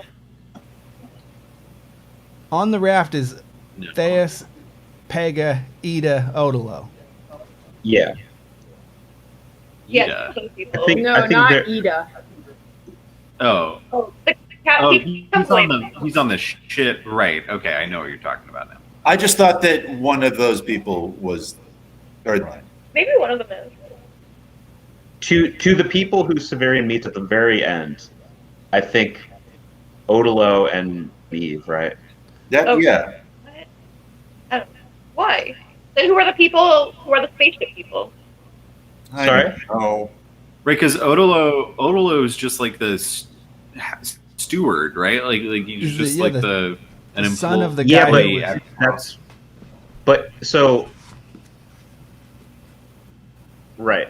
So is anyone still here? Okay. I'm here. Yeah. Okay. So moving towards the end, though, like with the end, Odolo is on the ship, and Odolo tells the story of the sleeper, right? Who's Severian, Right. and the story goes on, through generations of these islands people, but they think back on Odolo as kind of like a god, as a god, actually. right. All the people on the raft, I thought were Yeah. gods in Usha. Yeah. Yeah. except for Ida. Gods, yes, but I don't think that they're I don't think that they're the Adam and Eve. Or Okay. Oh, okay. Nessia. Yeah, I could see. Yeah, Right? Yeah, we know how. I guess like religious figures. we know how Ida got there. We know how Odolo got there. They couldn't have been landed by Hyrule's. Right. Who's Adam? It has something Who's to do got with the sailors, because Severian says what he says he understands who Adam and Eve were, and then it has something to do with the sailors pay with their past Hmm. for losing that fight against his Eidolons. Where are you seeing that thing? That's at the Yeah, very end of take this book. Let me find it. Yeah, I mean that's jumping way ahead. Oh, it's in like 369. They start talking below. Yeah. I don't like him. You don't like Odolo? No. So you don't like the kind of artificial order that he represents. I think that's it. He's an officious busybody. I wouldn't like him in real life. As a character, it's kind of interesting. Sure. Yeah. Yeah. He's a factotum. Right. I learned that word from you, Mark. Both learned it from an RPG. Yep. This is the best place to learn words. True. But so I'm gonna reread this. Also, like, look out for that. I remember, Ryan. I remember reading that and being like, "Huh, that's something we should talk about at Wolfpack." But I don't know. So I'm gonna have to rethink about that a little bit. All right. Well, do we want to get back to the Hypogeum? The scene Yeah. with Moranthi. Baldanders and Juturna and the grown-up little girl from the Jackal and Valeria. Yeah. Yeah. Is this the chapter where Juturna comes in? Yeah. Okay. At the end. All right. Another like big thought. Sorry but like I feel like there's 2 books of material here. I really feel like Gene could have slowed it down a little bit. Yeah, I agree. I think so too. I think that I get the impression that he felt compelled to sum everything up in a abstract way, but didn't want to. And he was just like, I just got to get this out of my system so I can move on to my next thing, Mm-hmm. The Long Sun. Mm-hmm. How much space is there between him writing this and writing Long Sun? Oh, I'm not sure. Good question. Because, I feel like when the dude is explaining about the 4 gods, and Severian's like, oh yeah, us on that raft, that's like a total microcosm of Long Sun occurring right there. First Long Sun in 1993. And Urth was 87. Oh. Hmm.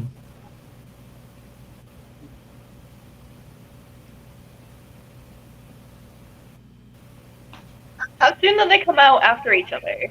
If that information. the Long Sun books. Oh, I'm not sure. Like maybe he wrote them all at the same time. You know what I mean? Like maybe it's I feel like that must have happened. The I last- can't Well, see any at other least way. with the new Sun, he did It was like 93 he wouldn't through start 90. writing the next one until like he had like a draft of all of them or something, and he wouldn't start writing the next one until he had like or he wouldn't finish the one before until he had like at least a second draft of the next one or something. Hmm. I mean, yeah, they're also interwoven. Well, I think Long Sun came out 93 through 96. So Oh wow, that's tight. yeah, Boom, boom, it's boom. Really tight. pretty tight. It might have had a similar writing structure to New Sun.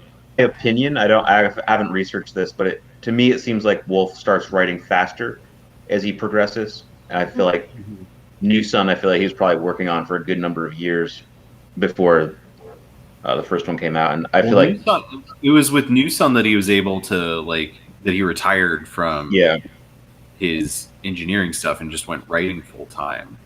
Mhm. So I think for the 20, 30 years after that, that was his whole deal. Yeah. So it makes sense that his pace would pick up a bit. Yeah. Especially since some of his later stuff is not as like dense Right. by any means. It was still weird.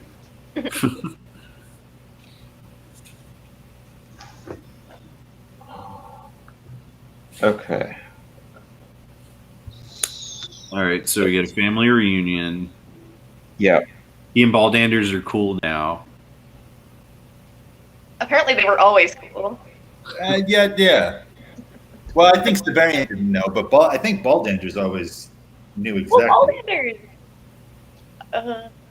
Yeah. I was gonna say Ballanders didn't really see him as a threat, but then I was like, no, wait, he did. That was the whole point, right? But sometimes I wish that Baldanders was Severian. What do you mean? That'd be cool. 10 feet tall. I feel that Baldanders has a similar pursuit to Severian and just does a better job of it. But probably because he can do a better job, that's why he's not Severian. And Severian. Well, but Baldanders has a very like conscious pursuit, and Severian has a very kind of like unconscious pursuit.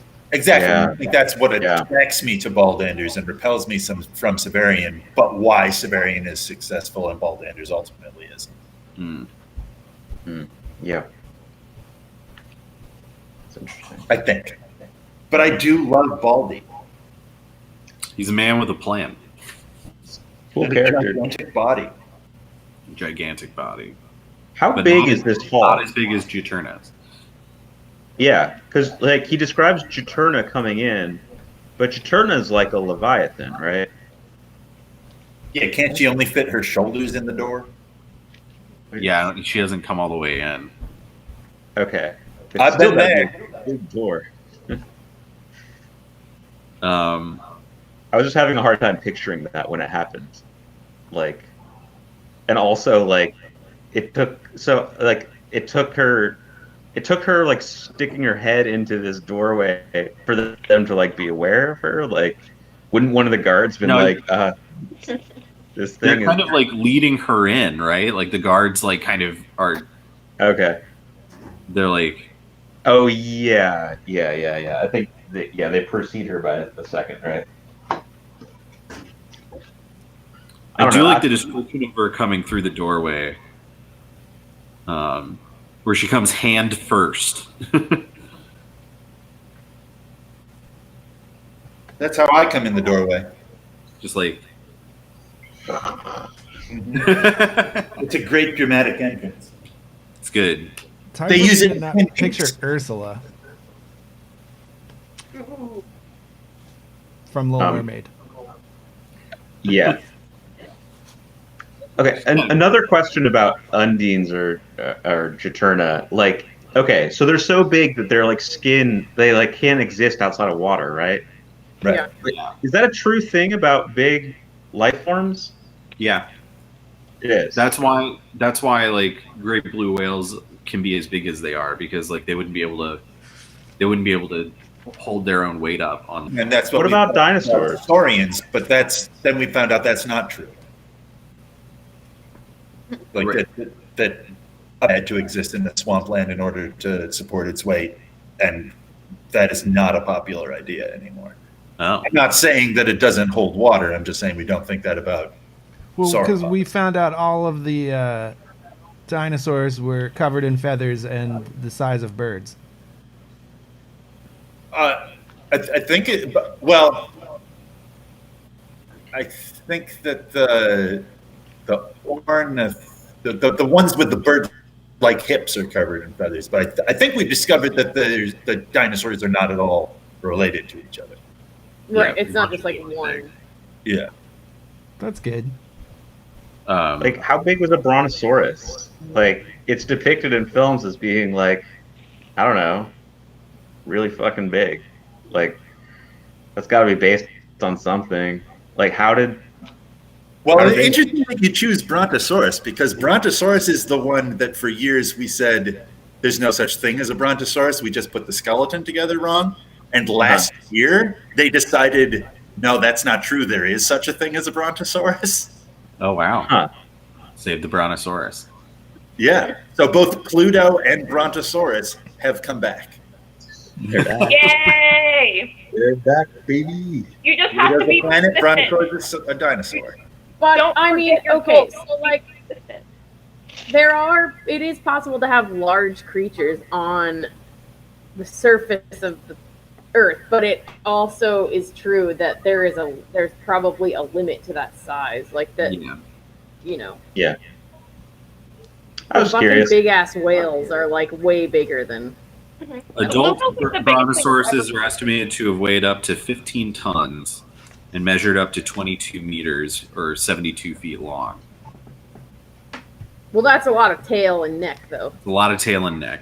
Yeah. The blue whale is the biggest. Isn't it the biggest creature that's ever existed? The great Ever? blue whale.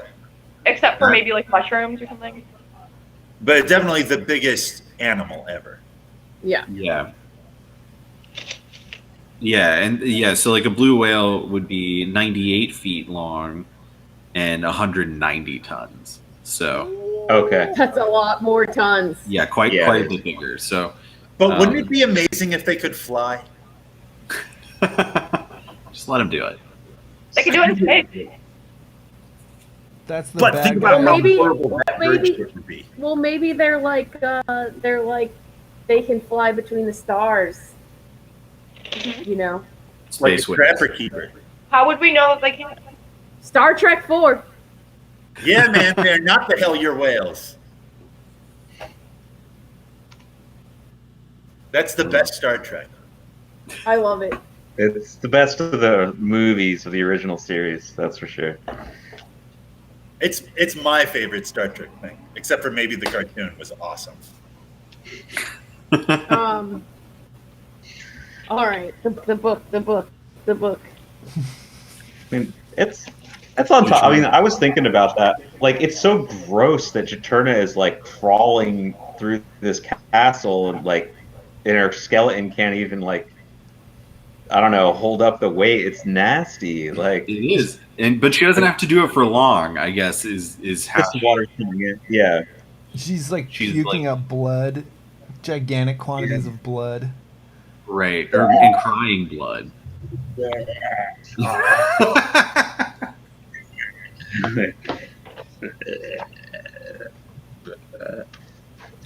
Correct. Gnarly. This is my favorite part of the show so far.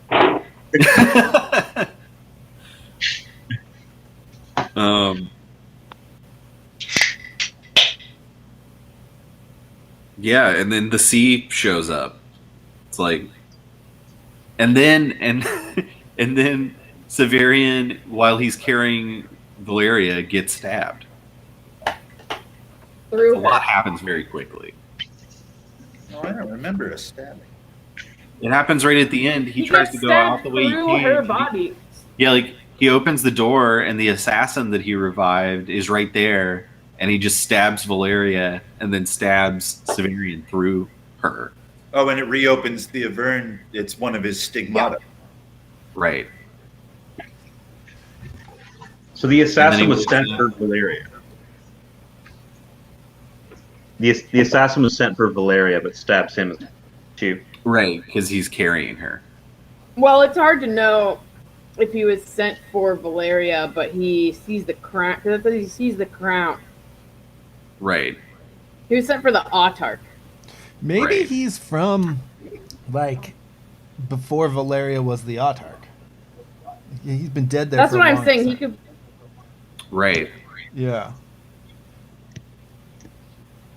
He was sent for Severian and died, and then Severian left. and then brought him back. and then brings him back to life. Yeah, conveniently. Possible. Or I mean, I guess it could have been he could have been trying to kill any Autarch. Yeah, we don't know. That's what I'm saying. Yeah. It would be sweet, like a nice, I feel like Wolfian irony, if he was supposed to kill Severian and then died, failed, and then is brought back to life by the guy he's supposed to kill and then kills him, but it doesn't matter. It's like Zama all over again. Yeah. Right. Time folds in on itself. And Severian, like, specifically says because of Zama, he's kind of traumatized about resurrecting people, so he's not trying to deal with this guy. It just happens. Yeah. Save a man's life. So are we on chapter 54 now? No, 64? What is this? 44? What's the name of it? The Morning Tide? The XLIV Morning is Tide. 44. The Morning Tide. I just don't even know what to say about this whole section. I'm kind of at a loss. Yeah. It feels like one of the earlier parts in Alice in Wonderland to me. After she's cried that sea of tears and is on the raft with the dodo. Yeah. Caucus race. Yeah. That's really interesting. Writing style, this actually reminds me a lot of like Philip K. Dick books, where a lot of times, like towards the end, I feel like Dick was like, like kind of wrote himself into a corner. I feel like his novels have like an improv kind of vibe to me anyway. But like by the end, he would just have to like make it as crazy as possible in order to like resolve it. And then there wasn't a resolution really. Like I'm thinking about like Ubik or Dr. Blood Money or things. Like books that just get progressively weirder towards the end. And he was on mad speed. Right. Yeah. He was selling it to high school kids.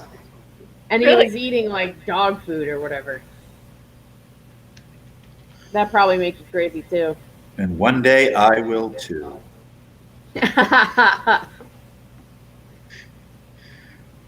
But I do get that vibe from here, and it's interesting that Wolf probably isn't a drug user because his books are this book in particular is druggy as fuck. New Sun to me doesn't seem like the work of someone on drugs, but this book does to me. See, I do think that Jane Wolfe has done some drugs. I don't think he's done hippie party drugs. I think he's done like Robert Piercing, professor of Bozeman, going to hang out with the Native American kind of drugs. Yeah. When he's not acid at a party. Yeah. He does write about tripping really well. He really, really does. But he seems like a guy who's never done drugs for sure. But how can he know all this? Prayer. I mean, if you're This is like, kind of great. Man. yeah, if you have a really intense spiritual practice, you might not need drugs. Yes, I see what you're saying. Although, If you have an intense spiritual practice, you don't need drugs. However, that experience is still different from the drug one.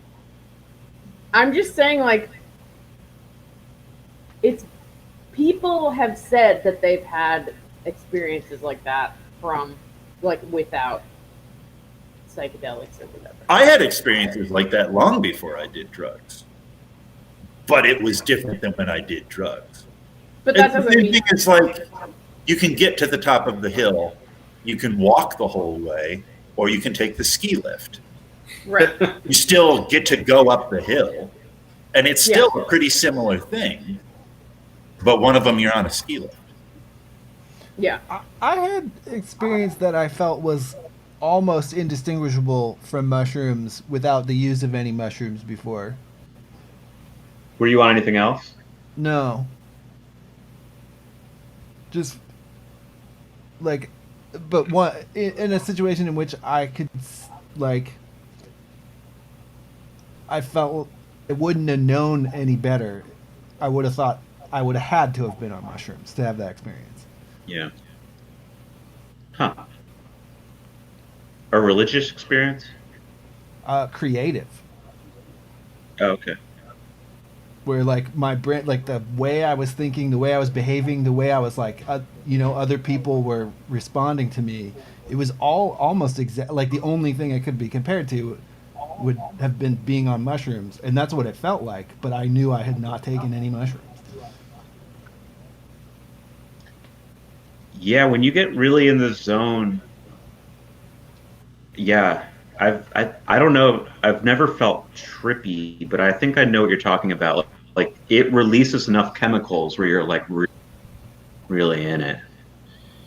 Yeah, it was when it was like right before, like it might have been a day or two before. It was the first time I had been in a play where I was on stage the entire time. It was like more lines. It was the second play I'd really ever been in as an adult, and way more memorization You were than good I in ever that had to do. Yeah, and it was like directed by Mason, who had a very insane way that felt so risky, and like everything about the play being able to work at all felt uncertain. And I had to learn about acting. I'd never been trained at acting at all, so I felt like all these things converged. And I had a day where more than one person was like, "You're tripping right now," and I said, "Yes, but I have not taken any drugs." Were you exhausted? I don't think I was actually sleep deprived, but I was certainly like emotionally exhausted. Yeah, so I have a similar experience, Ryan, where in the old days of Annex Theater, we did Rhinoceros by Eugene Ionesco, and I was playing the main character, and this was an enormous part that I wasn't trained for or ready for. And the last couple of days, I was in character rehearsing almost 20 hours a day trying to figure this out, and I became like delirious.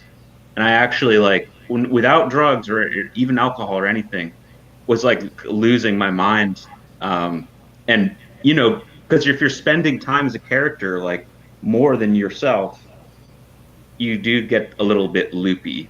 Yeah, and I think the I point mean, for yeah. me was when when it came back around and I realized for the first time the difference between me and the character. I think that was like what touched it off. And for the next few hours after that, it was as if I was on a mushroom trip. Like, as far as from my point of view, it was indistinguishable. Like when I came, I didn't know what I was doing, what was going on. It seemed there was like so much uncertainty. You might have been having some kind of episode. I must have, but it was it was like that. So many more about it was like taking mushrooms than wasn't. Yeah. Connor looks upset. I just like touching my face.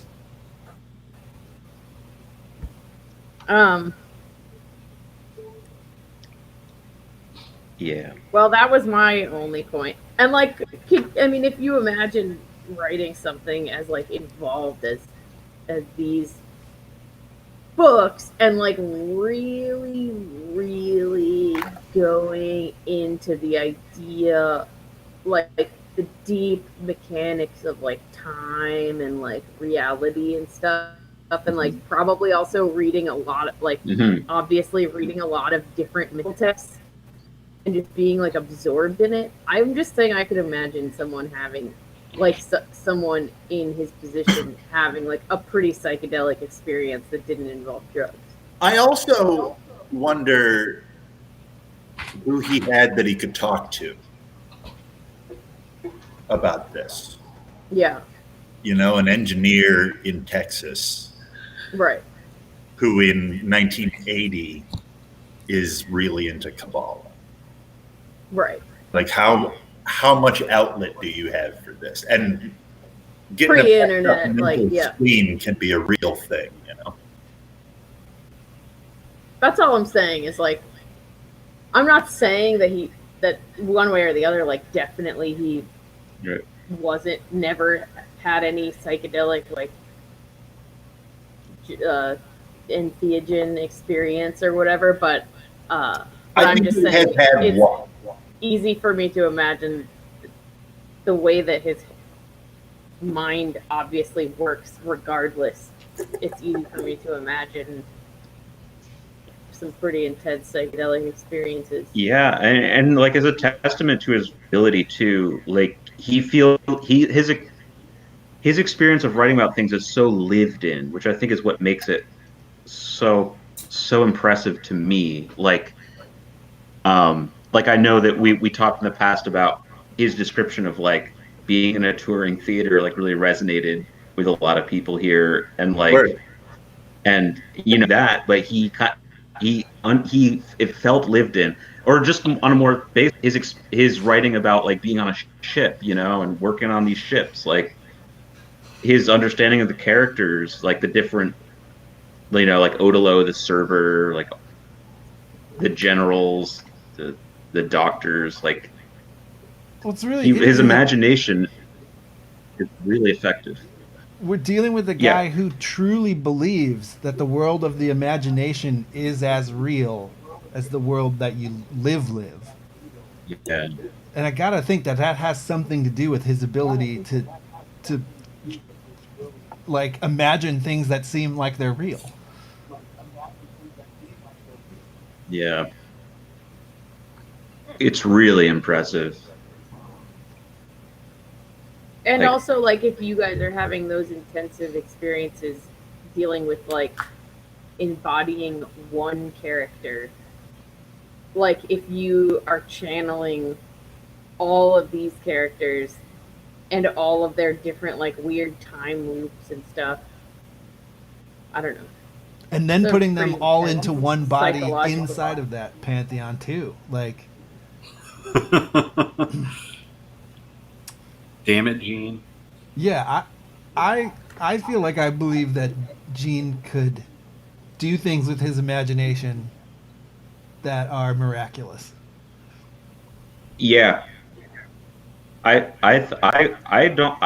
think that's accurate. Maybe miraculous, I don't know, isn't exactly what I would say, but I think that, you know, this is going to sound dumb, but, you know, he's like the Michael Jordan of imagination. Like, but I'm serious. Like, it's astonishing. You didn't get, right. I mean, he has a natural talent. Yeah. It's Gene Wolfe is Michael Jordan. George Lucas is DJ Khaled. What was the other one? In order for Michael Jordan or Gene Wolfe to be Michael Jordan, don't we need evidence of Gene Wolfe trash talking other sci-fi writers? We're having a gambling problem.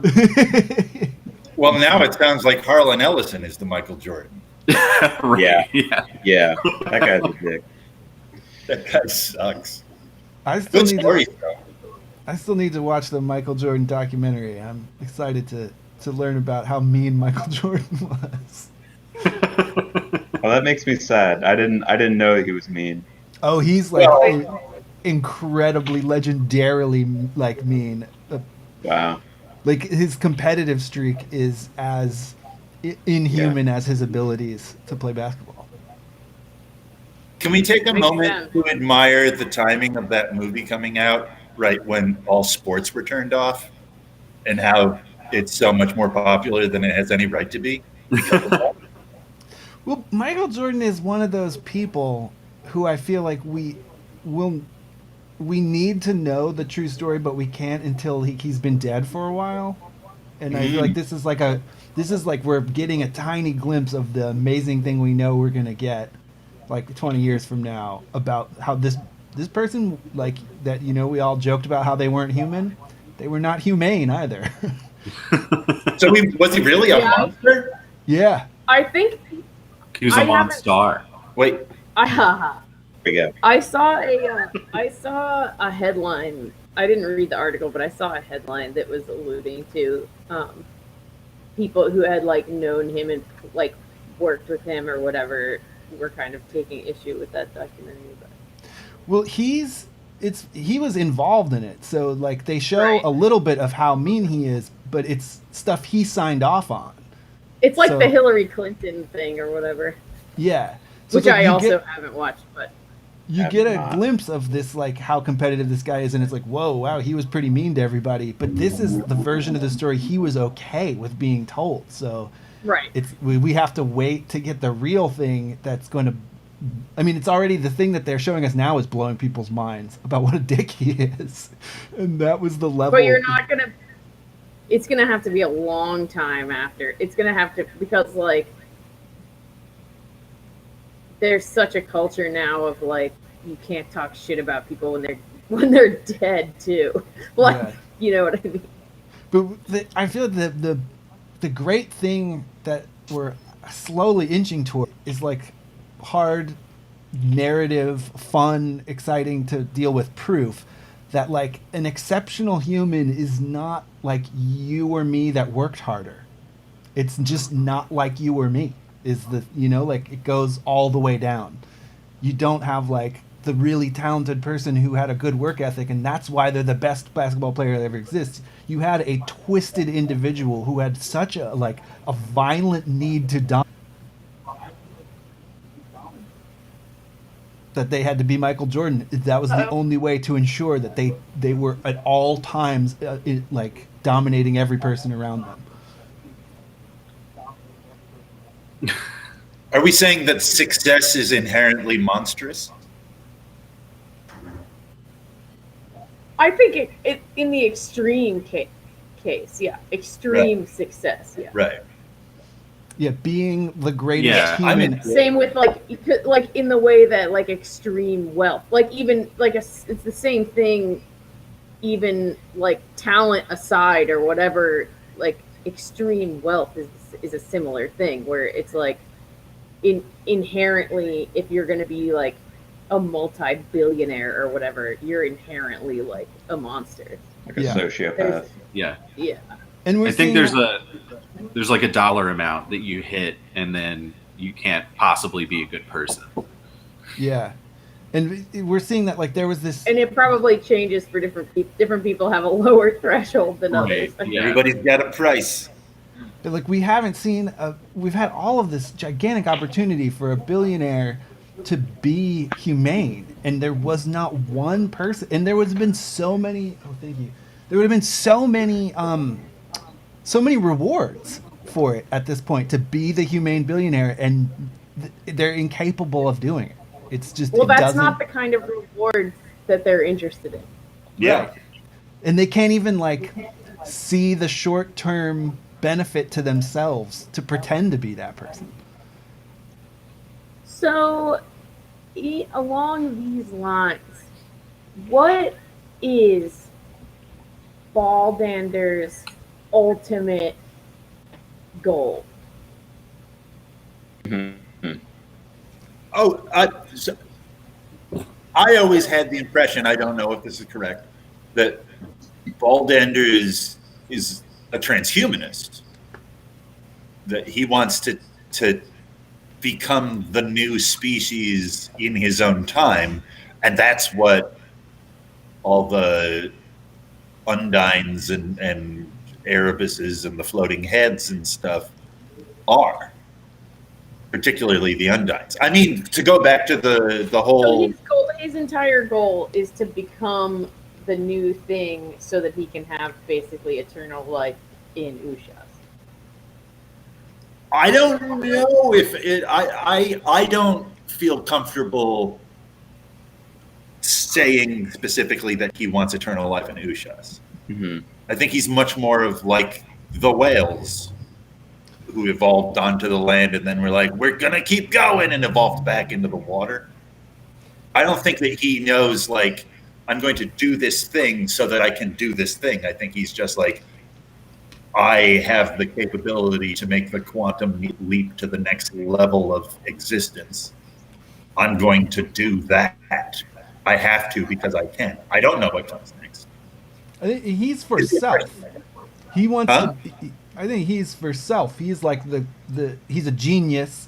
He's capable of like setting humongous goals and fulfilling them, but all of it is ultimately about himself. Sure, but still in an empathic way, I think. Like he wants to have an understanding of the universe. He wants to have the understanding of the universe that Severian kind of gets. Or he feels driven towards that understanding. I think want is an unusual word for it. But it is a selfish thing in that is him taking the universe into him. Yeah. And instead of him changing it instead of him changing the universe with his understanding like Severian does, his understanding of the universe only changes him. Mm-hmm. And Yeah. so, what is his purpose in coming to Valeria at this point? Mm. Isn't he warning her that the sea's coming? Why? It'll end the world. Why is he warning? Why is he coming out of the water, which injures him, to warn Valeria? Because isn't he kind of on the preservationist side? He's not. He. I don't feel like Baldanders is into the idea of cyclical time, and that if this is all destroyed and the world starts again, everybody starts again. I think that Baldanders is like, I've spent all this time consuming this world. I don't want this world to end. This is the one that I understand. And if that would everything be the starts reason. over again, I start over again. That's not. Well, that would be the reason that he ultimately, earlier on, is. It's just confusing to me because ultimately, earlier on, he's trying to thwart Severian for that purpose or whatever, like in the same way that like Vodalis is. Right. But now what though? Like what is the point of warning Valeria? I think I don't Connor. know. I mean, the new sun is already here, and the floods are already basically like to a point of no return. What is the purpose of him coming out to warn Valeria? He wants people to escape on ships. They don't have ships, you know. I mean, I think he's like a. Go ahead, Ryan. Oh, I think I think he's kind of at the end of his rope. The new sun's here. The world's getting destroyed. His value is suddenly like you know what's. Yeah, there's nothing like he's all about this movement forward. This like achieving his goals. Something is upsetting his progression, and so I think he's got like him. This is the only thing that will bring him into cooperation with anyone else. Is like he's got no other fucking. It might be futile to go and try to like cooperate with Valeria and other people, but he really has nothing else. Yeah, I don't think anyone has a real understanding of what the new sun is in this book. You know, and it makes me think about the other day I was watching a video about about that close call we had with an asteroid last year or the year before, and how how long it would take, like really looking at Armageddon, what would that really be like? And how long it takes to plan a space mission to blow up an asteroid that's coming to Earth. And it takes 2 to 3 years. But we find out that the asteroid is coming several hours before it shows up. Oh, really? Yeah, like we don't have the ability to detect asteroids far out enough to go send a nuclear bomb to them. So I feel like Baldur's is kind of in that position where he's like, "Oh, I see what the new sun is. Hey, Queen of the World, we got to do something." You know, he's like a climate changer. And Juturna, her purpose of coming there is like a last gasp of trying to co-opt the Commonwealth into their control. And to a degree, don't you feel that this is just everything that everybody is doing, Kyle? Right. Because they're all in a play. Yeah. They're playing roles. They're like, I have to do this. Yeah. I know that it is going to have no effect other than I have done it. But and it's interesting. They play the roles like right up until their deaths. Yeah. You know, like then they're like still like fighting for it. You know, like yeah, Juturna's still coming in trying to be influential. She doesn't die though. Yeah, I guess not. Neither does Baldanders. Yeah. Baldanders knows he's not going to die, and Juturna probably does too. He just Because loses all the context for his ultimately, the greatness. water is like directly behind them. It's like coming in. Yeah. So it's their element that destroys everything. it's interesting because it's like, okay, well, ultimately, if everything floods, then like they get to live on. Yeah, that is and interesting. kind of have even more domain. But the thing about Abaya is that Abaya wants domination of the mind or whatever. Exactly. Mm-hmm. So, yeah, it's Like just a food. interesting. So there's no point of being like king of the empty world. Right. Yeah. Like I think it's like If they Baldander's survive, they're at the bottom now instead of the top. like the that mindset can't cope with the actual destruction of everything. Yeah.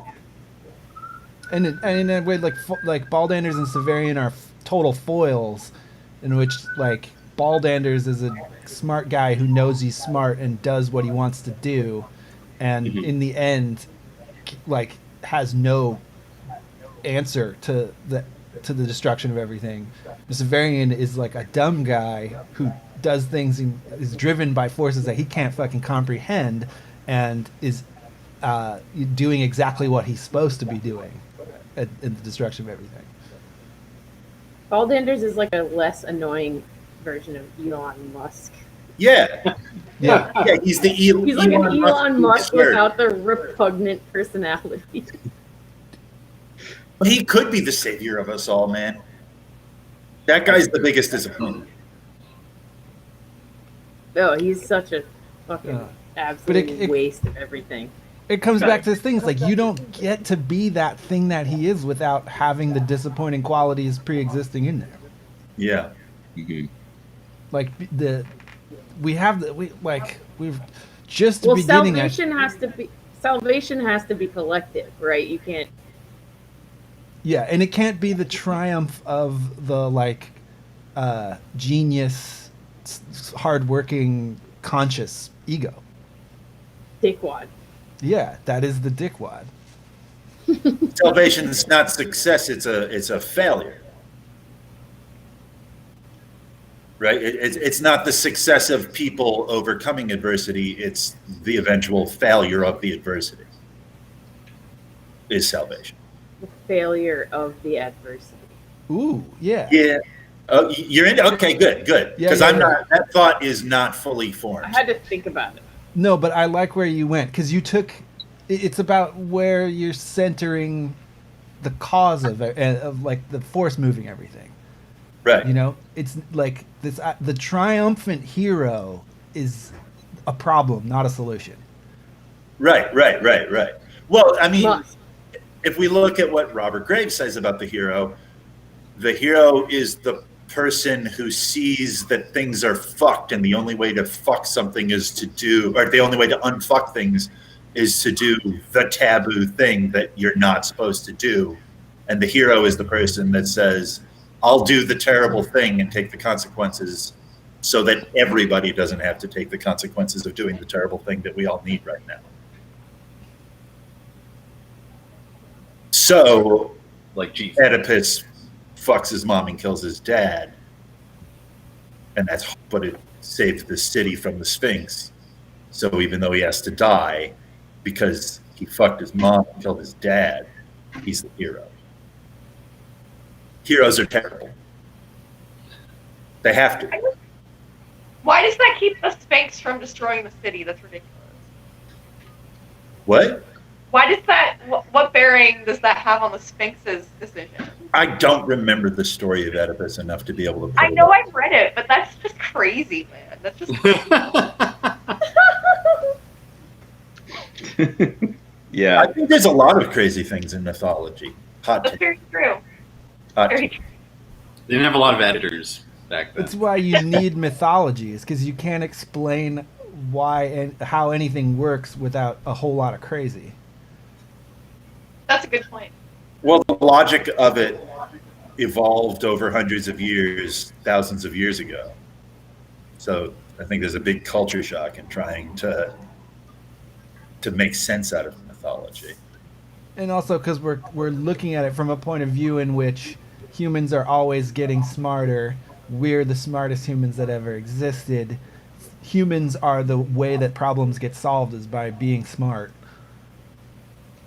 Which is not what the people writing the mythology thought at all. Right. We have like inverted entirely all the values about the universe to make us to just make it a story about how great we are and our continual overcoming of adversity by our own will and our own ingenuity. And by our eventually meaning the individual, meaning like a great man. The ego. Yeah, the ego. Man, fuck the ego. It's gonna happen one way or another.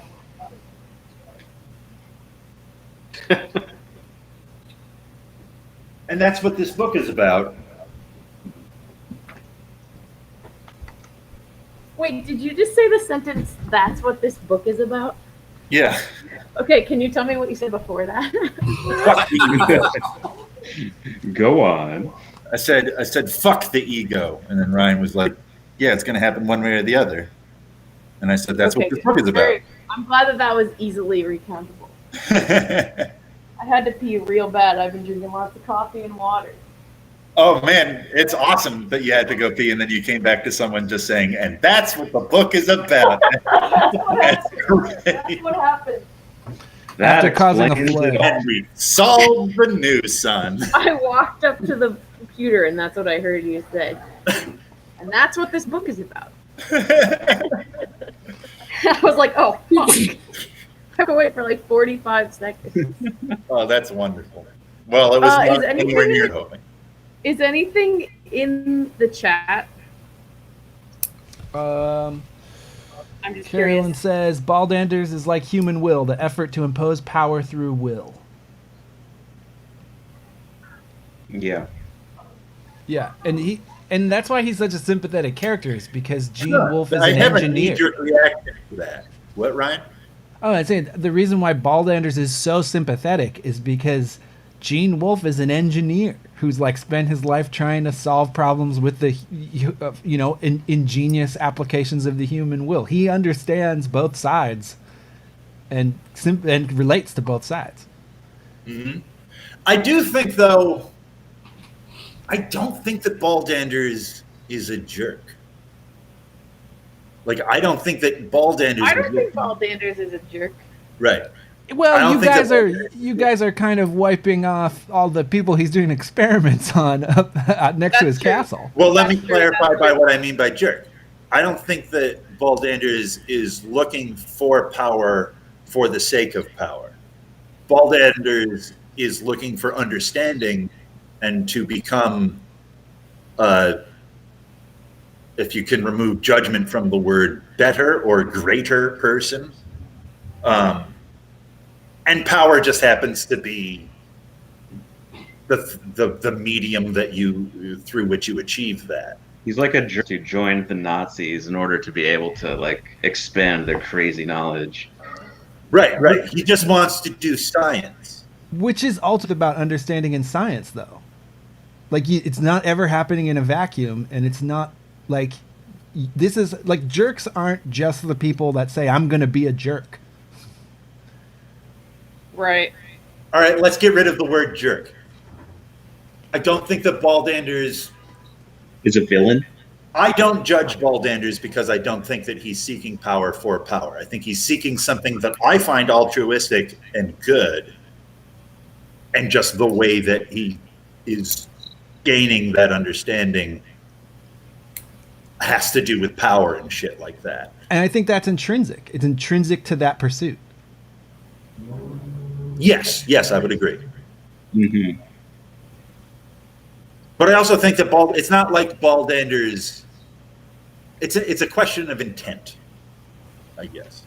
Right. But Which doesn't erase the actual thing that Baldanders is entirely. And It does. Huh? And does. Isn't does. I mean, it does for me. Like, Severian saves the world. I hate his guts. Baldanders is a power-hungry monster, and I feel for him. Like, I identify is not at all doing what I would do. I identify with him in a weird way. Maybe just because he's tall. I mean, I think if Ha ha ha. if you had access to the story of Bill Gates or Elon Musk to the extent that you have access to the story of Baldanders, you would have different feelings about them as well. Possibly, but not definitely. Hmm. Oh, I kind of sorry. I think that I do have the access to the story of Bill Gates and Elon Musk as much as I have to Baldanders. It's just that Bill Gates and Elon Musk are actual people. Baldanders is easier to forgive because what I know about Baldanders is all that there is of Baldanders. Those two people, I'm always discovering new little shitty things that make me realize that not only do they have more power than actual people with all the faults that come with that, and so they're going to fuck up that power. Baldanders is only going to do what Baldanders has been created to do. I find characters more sympathetic than real people. Well, that's fair. It tracks.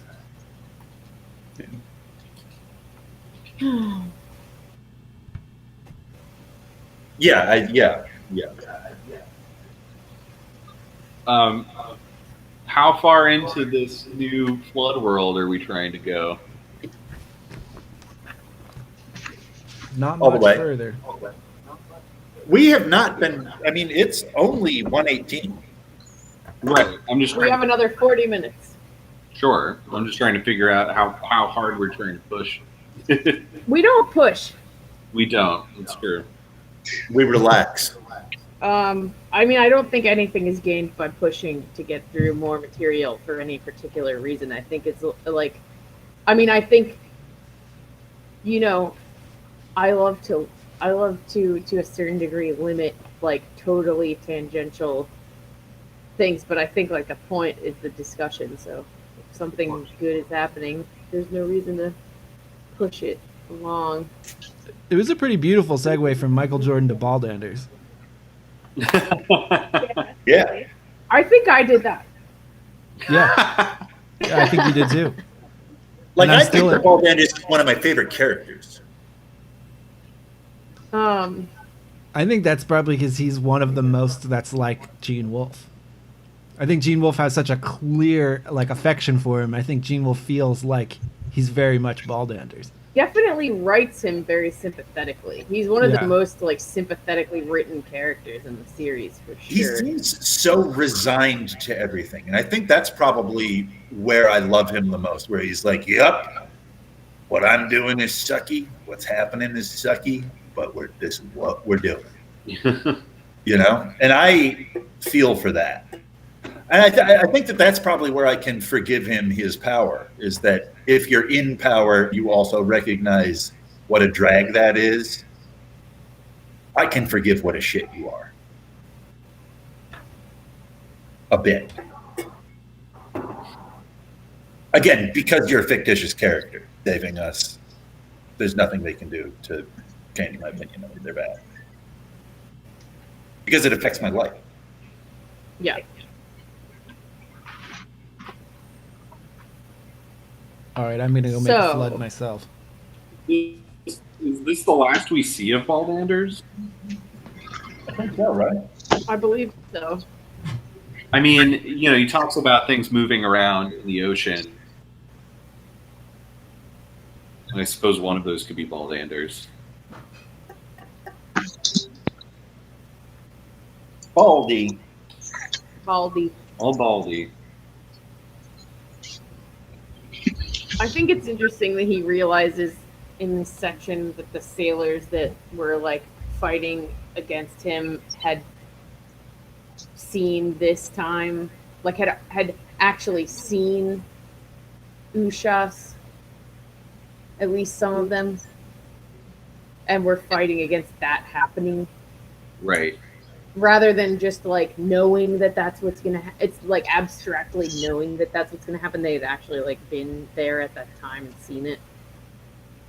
But then couldn't we also assume that they've been to Master Ash's time and seen that the other things also happen? Well, there might be, I guess we can't, I don't know, we can't assume it, but we could assume maybe that, I mean, there's all kinds of things that could have happened. Like some of the sailors could have seen Master Ash's time, and those sailors don't fight against it. You know, like because they know they're and some of them are like the ones who praise it, or like praise the new, like want the new sun to come, and then I mean, you know, there's a lot of sailors. Does the new sun come in the Green Man's timeline, do we think? I think so. You would have I don't know about the Green Man. What was that, Tim? I don't know about the Green Man. Like, Because is the Green Man What? from a parallel dimension altogether? No, the Green Man is an ultra evolved human, right? Right. He's from a far distant future where humans have evolved to have like chlorophyll blood or whatever. He's from a world where Mr. Ash's world didn't happen. Right. Okay. Right. So, which But is that this one? Oh, whether or not that's this one is one thing. Whether or not it is one in which the new sun comes is a different thing, which is what you asked. I'm just curious about the sailors. I was talking with Mark about this show, Devs, before we started this. And in that show, there's a big problem.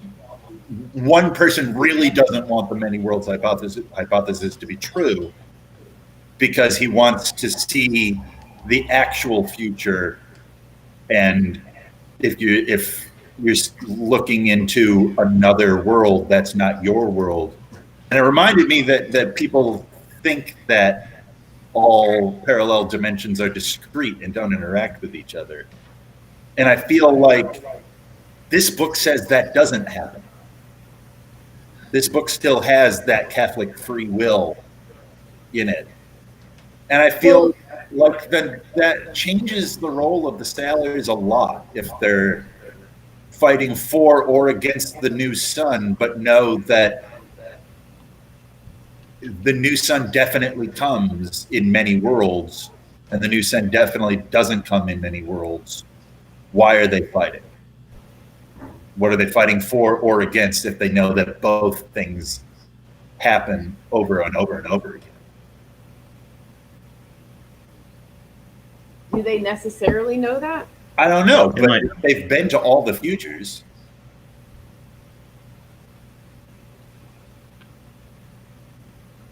Have Why they been wouldn't to all the futures? I wouldn't say they've been. If they've been to 2, then that's enough. I think. But are they typically aware of like what even is a future? You know, like Well, if we're saying that they've been, if they've seen Ushas and know that Ushas is a future, right? then yeah.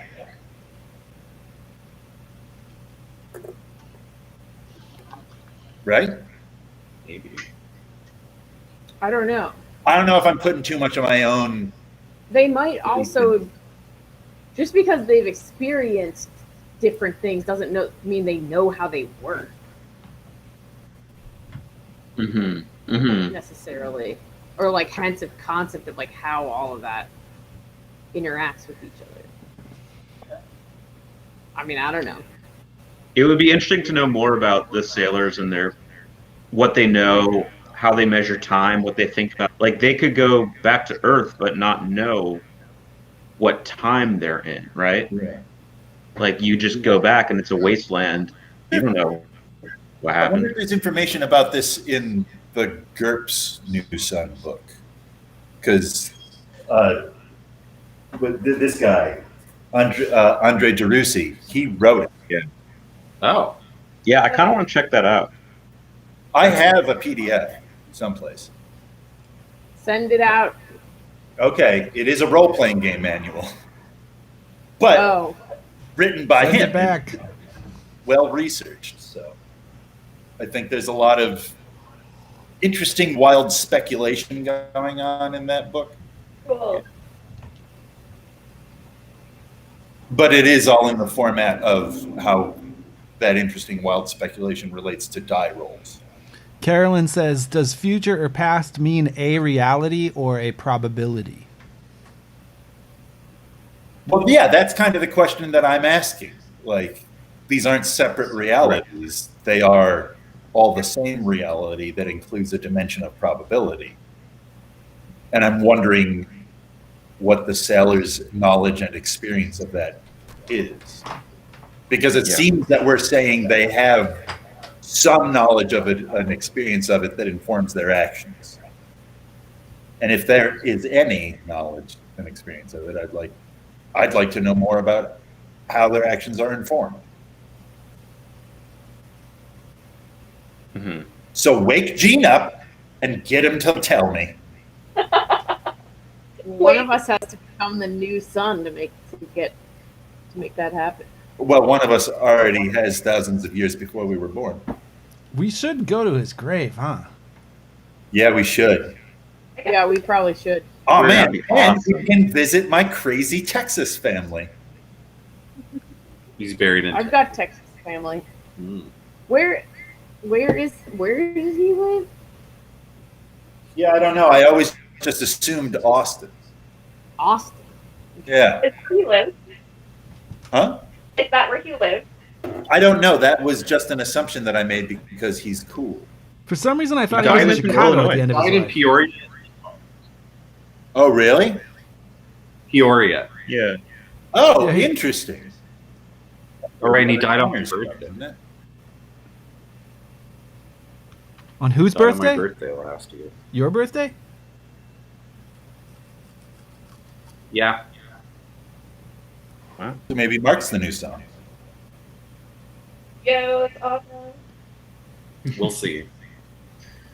Yeah, let's go to Peoria. I'm trying to find out where. Is it in Peoria, maybe?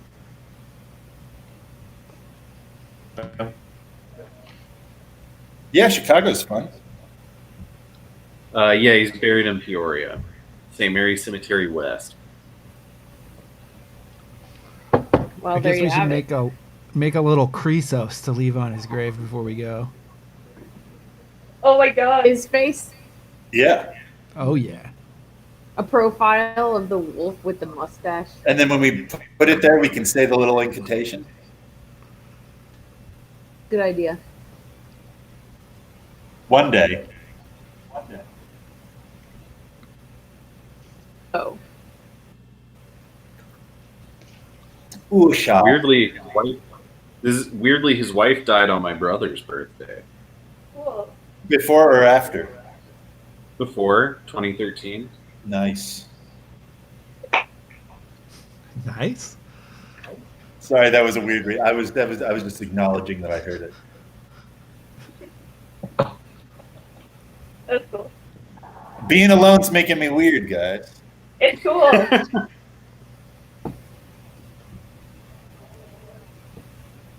You're not alone. Thanks, Mark.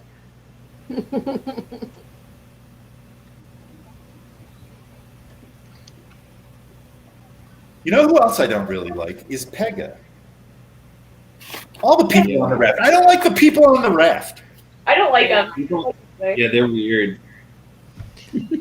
Is that intentional? Is that supposed to like show us sort of the arbitrary nature of how our like worldly traditions of gods come to us? Yeah, I think there's an element of that, Ryan. I totally agree. It's like people trying to have a tea party on this piece of flotsam. And I mean, Well, maybe that also to your point, Ryan. I think that also might be relevant and like roll over into the Long Sun pantheon yeah, reality too. But It Ryan, seems- you're basically saying like because these people are eventually deified, that there's this idea that our traditions that actually now I'm speaking it out loud doesn't sound that Wolfian, but that like our gods, our figures are really ultimately pretty, I don't know, insignificant or random. Arbitrary. I think he's Yeah, trying to. I feel think there's- that that's very Wolfian. Yeah, I guess. I think the point is that like like if you look at people as being the like main unit of things getting done in the universe, it's like these people are not great. It's kind of arbitrary that they end up being gods, but that's Yeah. not Well- where things start. Things like gods come through people. Yeah. And so you can be a shitty person, and you will be a shitty person that eventually attains godhood. Like it's part of being a person is being shitty, but that doesn't Yeah. make gods shitty. And like the symbol that you become is more relevant than the reality of what it was. Well, he also has this point later where he says, you know, like there's only one increate. Yeah. And then the guy that he's talking, oh no, we have four gods.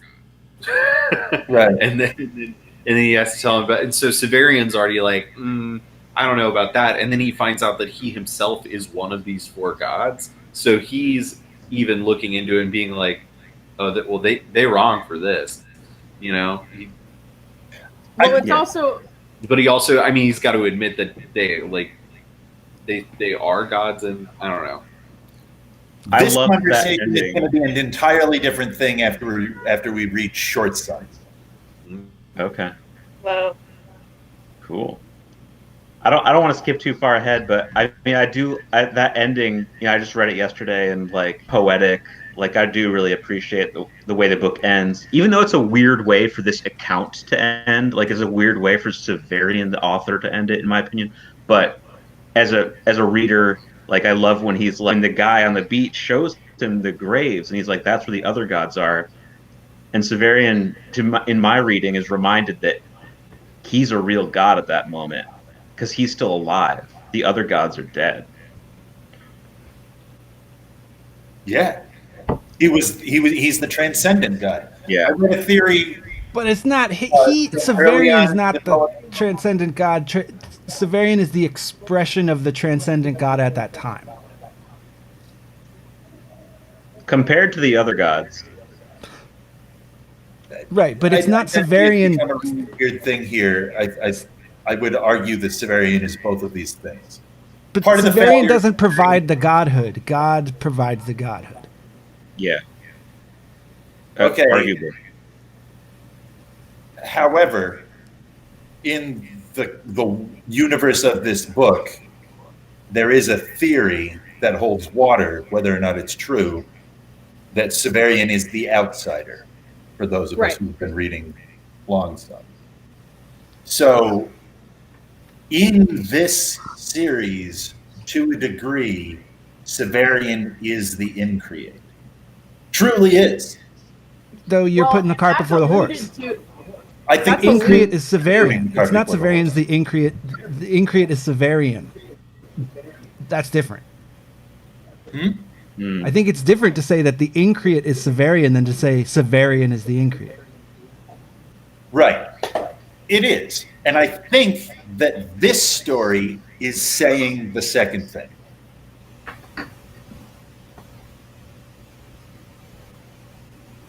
Because Severian's writing. That's why the main character doesn't write the next book. He is the creator of this story. Exactly. In that way, he is the increate. Yeah. I mean, I think that's alluded to in this section. At some point, he's talking about understanding how the increate feels or whatever about his creation. I'm not trying to say that you're wrong at all. I agree with everything that you're saying from our point of view. And I think that in these three books, Gene is looking at three different people becoming gods in days. One person who in there eats up the god and truly becomes that god. One person who is eaten up by the god. And then one person who finds a balance. And so Severian is the increate because he has completely eaten the identity of the increate in this story, and he's all that's left to be the increate now. The increate's certainly much larger than Severian, but at this point, it's all been bottlenecked down into just Severian. Shazbot has chimed in. I mean, the Hierodules pretty explicitly say that Severian is the closest thing to the increate between Bria and Yesod, when they say that they are not Zadkiel's slaves. Right. The closest thing to the increate is the closest thing to the increate. Right. Totally. But I mean, this is actually a lot of what I think about Jesus. Severian is a thing. Severian will always be a thing. The increate is not a thing. Right. But when you're doing magic, like this is why you control a wizard when you get their real name, right? Like when you've pierced into a magical reality, the thing and the concept become the same thing because you're living in a world of symbols. In Bria, like that's where Severian becomes the increate in a way. Because he becomes the symbol that he becomes merely the symbol that he is. Respect. Cool. Respect. Hey. What up, Melvin? Kitty. Yes. He's here for the sunbeam. New son. Oh yeah, get the sunbeam. Get it. Jesus don't want me as a sunbeam. Afeda, this is from Carolyn. Afeda also alludes to Yesod Zadkiel being created by the human. They can only speak through echoes of what is already created. Right. Mm. Which is a great way to look at gods. Mm-hmm. And totally Kabbalistic. Mm-hmm. Also particularly Gravesian. The Gene Wolfe wasn't into graves. That's been scientifically proven. Scientifically. By push-ups. Like one-handed. Yeah, you know, we were talking about other ways to have psychedelic experiences. You know, Aramini's like, his pineal gland is getting blasted with all the pull-ups. That's right. He's Like just like Sunday. having visions of like, You got to put your body to the limit. that's how he knows. We're such trash talkers, guys. What does that say about us? And we'll We're the never Michael know. Jordan of New Sun fans. We're not mean though. I hope not. That's something that we got to question every day. I don't think we're being mean. We're just making jokes. I will never assume that we're not being mean. Sometimes it's okay to be a little bit mean if you're trying to take down a villain, you know. Punching up. We're punching up. There's also You a have to difference get fucked up between and you're a little bit mean, though. We're humans. there's also a difference between being mean and being catty. Well, we're Yeah, we're being definitely catty. Right. Quite- That's what I'm saying. Yeah. Patty. That's all I'm saying. Well, on that note, I just want to say everyone can suck. I think we're doing it in the interest of making it more enjoyable and interesting and dramatic for anyone to get into the New Sun osphere. Say that again. You were breaking up a little bit on that. Oh, I think it's like outreach to be catty and make funny little snipey jokes. You know, it helps people that are like don't know. You know, they like, do I want to get into this nerdy thing? They will if they see that there's like cool drama and funny burns and stuff. Oh, then we're like Chapo Trap House. It's how Donald Trump brought his message to the world. What? true. Don't compare us to him. He is very catty. He's very catty, and it is the entirety of his appeal. He's a bitchy queen. Yeah. We're like the cool kids of the WOLFE criticism circle, you know. It doesn't take much. It does.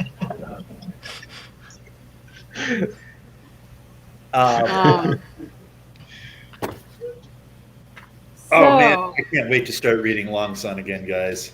It's so good. you don't have to. What do you mean I don't have You to? don't have to You wait. don't have to wait. You don't have to wait. Oh yeah, no, I mean it seems like we're finishing this book, so I will start it tonight. So we're on the raft. We get onto Iada's ship. Oh, Severian has a little time slip where he goes underwater. Yeah, I was really curious how long they're underwater because they were, you know, his companions were sure that he was dead. I wonder how long he had disappeared. Yeah, it could have been a long time. 'Cause they Forever. also seem like, isn't Odilo like, oh yeah, like he's really weird about it when he's talking about it. You know, so he's probably like Yeah, like they really did not expect to see him again. it's been a couple hours maybe of the day. He says it's exceedingly pleasant as well as quite astonishing, if I may say so, to see you once again. Astonishing is a particular word. So it could be a couple minutes. Like it could have been like 10 minutes or something. It didn't have to be like, you know, anything over like 5 minutes is going to be a shock, I think. Right? Oh, I was wondering if it was maybe like multiple years or something. Oh. That's what I thought. Yeah, I thought it was more than a day. Yeah. Yeah. I mean, I was thinking it could have been days. I didn't think years though. That's cool. It's cool. I mean, time is definitely pretty hazy at this point in the books. So Yeah, totally. It's really exciting to think of the ocean as memory, which we kind of see here, right? We're seeing him living in a world that's just the dead remains of the last scrap of thought that we have of the last world. And it makes me think of like, I've been reading a lot lately about different archaeological, like how archaeology has reached this plateau because we don't have the technology to do archaeology underwater that well. Oh, cool. And a lot of what we have left to discover is underwater right now. That's so awesome. It's weird. Not that I think this is that particularly important, but I don't think he was underwater for that long because Odilo and Pega still don't know how Diata's ship works. Right. They can't have been on there for like many days or anything. Like they maybe I just assumed it was like an hour or two. You know, like definitely same day. In my mind, it's definitely like same day. I mean, that seems reasonable. Also, I just considering how loose time gets in this last section, like when he's in the house of Apu Punchao, and like it's night that lasts forever, or like there's a really long night, and then then the day appears very serendipitously. I don't know. Things get really washy. Yeah. I think that what happens during the long night, the miracle of Apu Punchao, is one of the questions, one of the famous series of questions that you're supposed to be able to answer once you've read the book, like who's Severian's mom and all that stuff. And it has something to do with that he's a son, but I don't know the mechanics of the miracle right now. You talk about the appendix. Am I? Yeah. Right. Yeah. Well, they talk. The appendix covers this like possibility for how it worked. Max hypnosis, or it's not massive. Or the second thing he suggests is that it's an eclipse, like something comes in between the sun and the earth. Right. Oh, right.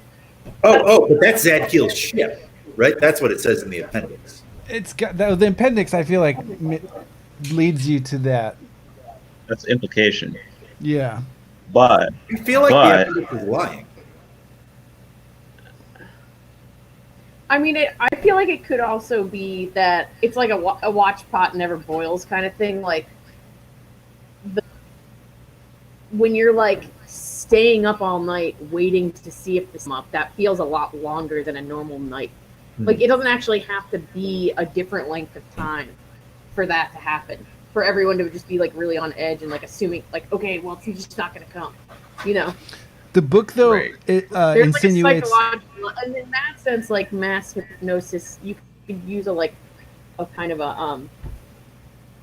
a more abstract concept of mass hypnosis rather than like someone intentionally being hypnotized, but it's like everyone's kind of hypnotized because they're in this like weird moment. It's like The book, though, in the story, insinuates that when the sun comes back, it's not at the horizon; it's higher. But there's been like an interval,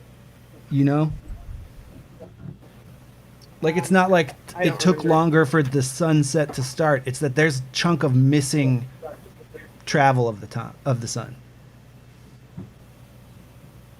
Does anybody know about the miracle of Fatima? No.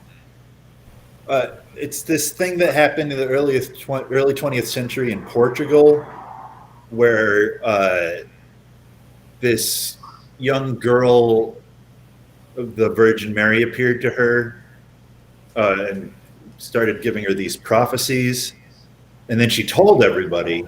So the next time she met with the Virgin Mary, like the whole town came out. So there was hundreds of people who witnessed it. And so they told everybody. So then like thousands of people came to see the Blessed Virgin Mary. And there was reporters there and whatnot. And everybody saw the sun plunge into the sea. Thousands of people saw it. And that's the thing that people have been talking about for a long time is was this mass hysteria, hypnosis? What was that? That a lot. Mm-hmm. Which goes into WOLFE's Catholicity.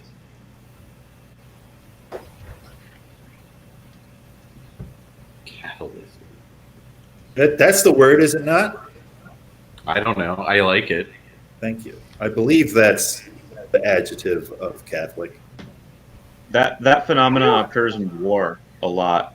Um, there's a famous story that the British soldiers in World War One were fighting against the Germans, and the soldiers all claimed that they saw like an angel like above them that like saved them during one like particularly perilous battle, but they all maintained that it was true.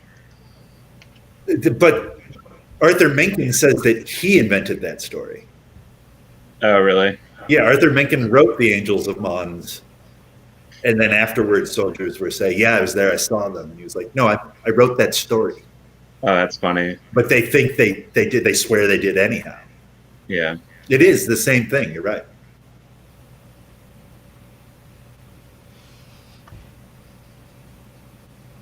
It's crazy. That's weird, man. Yeah, BVM.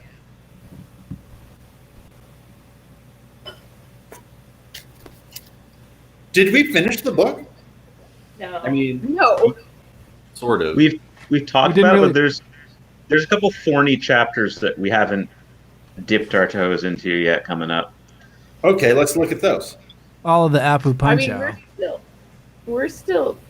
I thought we Yeah. kind of just got onto Iada's boat. Yeah. Okay, let's go back there. He's hung out in the Xanthic lands. He's trying to go back to the Xanthic lands. Mhm. What's you think he just thinks that will still is a place that will still exist for whatever reason, and that's why he's trying to go there? What are the Yeah. Xanthic lands? It's just like Archipelago. another. Korea. Okay. I was wondering if it was where do they talk about? What happens I to Iada occurs in another short story. Is that correct? What happens to Iada when? Isn't his adventure in the Xanthic lands something that happens in another short story? I don't know. I mean, he talks about it in here. Yeah. I just thought that story that gave us a first-hand account.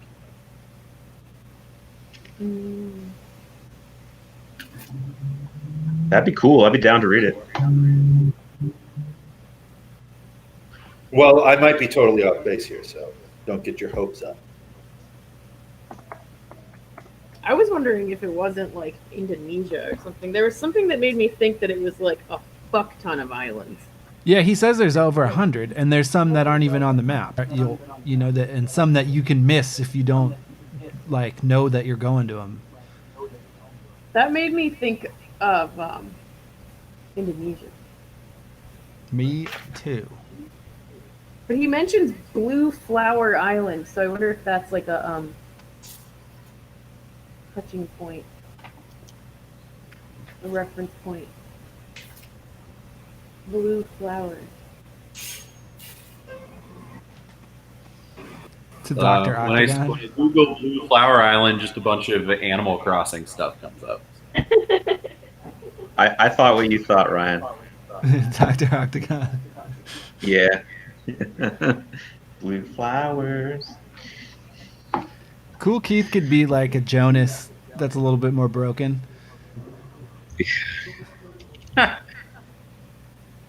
Oh, It's a little bit in more. the lexicon it says probably the mountaintops of submerged Indonesia / Australia. Oh.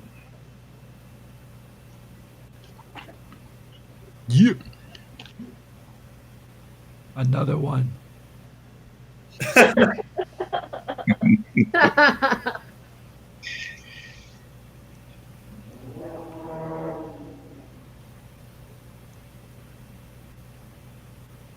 um,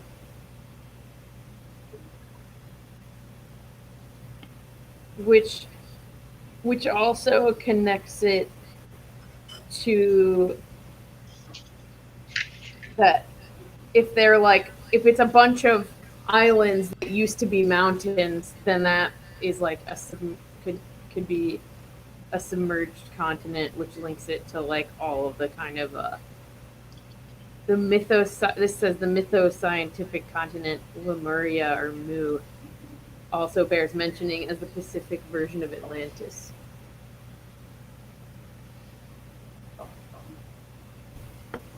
Yeah, but Lemuria didn't exist.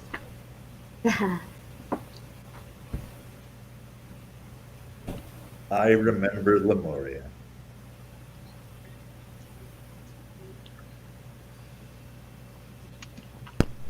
Moo. I think this frog and the stork thing that Iata says also is my favorite of the like sailor phrases That's a funny one. Yeah. on 328. Quality dad joke. I like that one.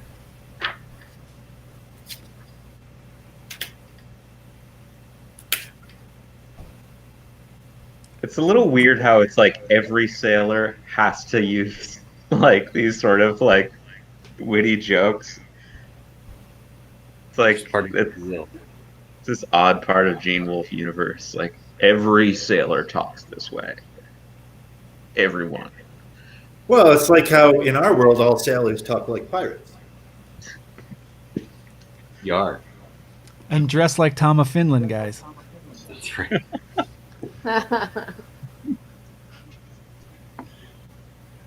All of them. Just nice to be a part of something. Like the Zadkiel said to the Severian.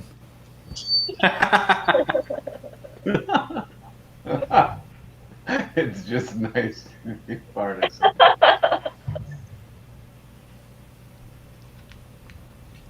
We did it. We won. And that's what the book is about. That's what the book is about. And that's what it's about.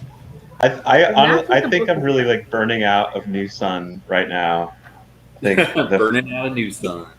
the fire is burning dim. That's a shame. I'm sorry to hear that. Just for this session is just what I mean, not in general. Oh, Connor, what if you said Lemuria doesn't exist, but what if Lemuria actually exists in our far future, maybe. and it is our current continent that is sunken? It could be. It just really seems like a man named Robert Shaver made up Lemuria. And UFOs. How do you know he wasn't channeling from the future? I mean, that is exactly what he says he was doing. Well, there you go. Because there's a lot of sunken continents in this book There is. in our far future. There is. It's That's all I'm true. saying. They don't all have names yet. Nope. Have you guys ever read about I like just going and reading the names of all the continents and oceans that used to exist. Anybody ever do that? Oh, sounds cool. Gondwana land and whatnot? That's a supercontinent. Sure. I mean, what's a supercontinent? Well, if your original question, do you guys like reading about the continents and oceans that used to exist? I would have to answer no, I don't. But if you had asked, do you guys like reading about the supercontinents that used to exist? My answer would be an emphatic yes. All right. Great. Wait, so are there super oceans too then? That's Orion. Yeah, I haven't gotten that far. I only know about the continents. Liz says yes from the other room. That's her only contribution so far today. It would make sense. If there's supercontinents, there would have to be super oceans around them. I disagree with the term supercontinent. They're not that super to you. They're just Well, regular continents It just to you. seems to me that the word supercontinent is because you're taking continents that exist today and jamming them together to be one supercontinent. But the continents we have now are made up of pieces of other They're microcontinents. yeah, trying to create a hierarchy of tectonic plates, and these are continents, and when you put them together, they're supercontinents, and they break. I don't know. That just seems weird to me. I love Well- how upset you are about that. It's funny though, because I can name more of them than you. So who's right? Whoa. Connor, There's got to be something astrologically happening for you today, my friend. Thank you. What, Yeah. Like, what do you know about Rodinia? What, Ryan? What do you know about Rodinia? Nothing, man. Whatever. What do you know You about? know what's really funny? You know the funniest thing about this, about how everyone keeps fighting Connor, is that at the very beginning, Connor said how scary he is when you fight him.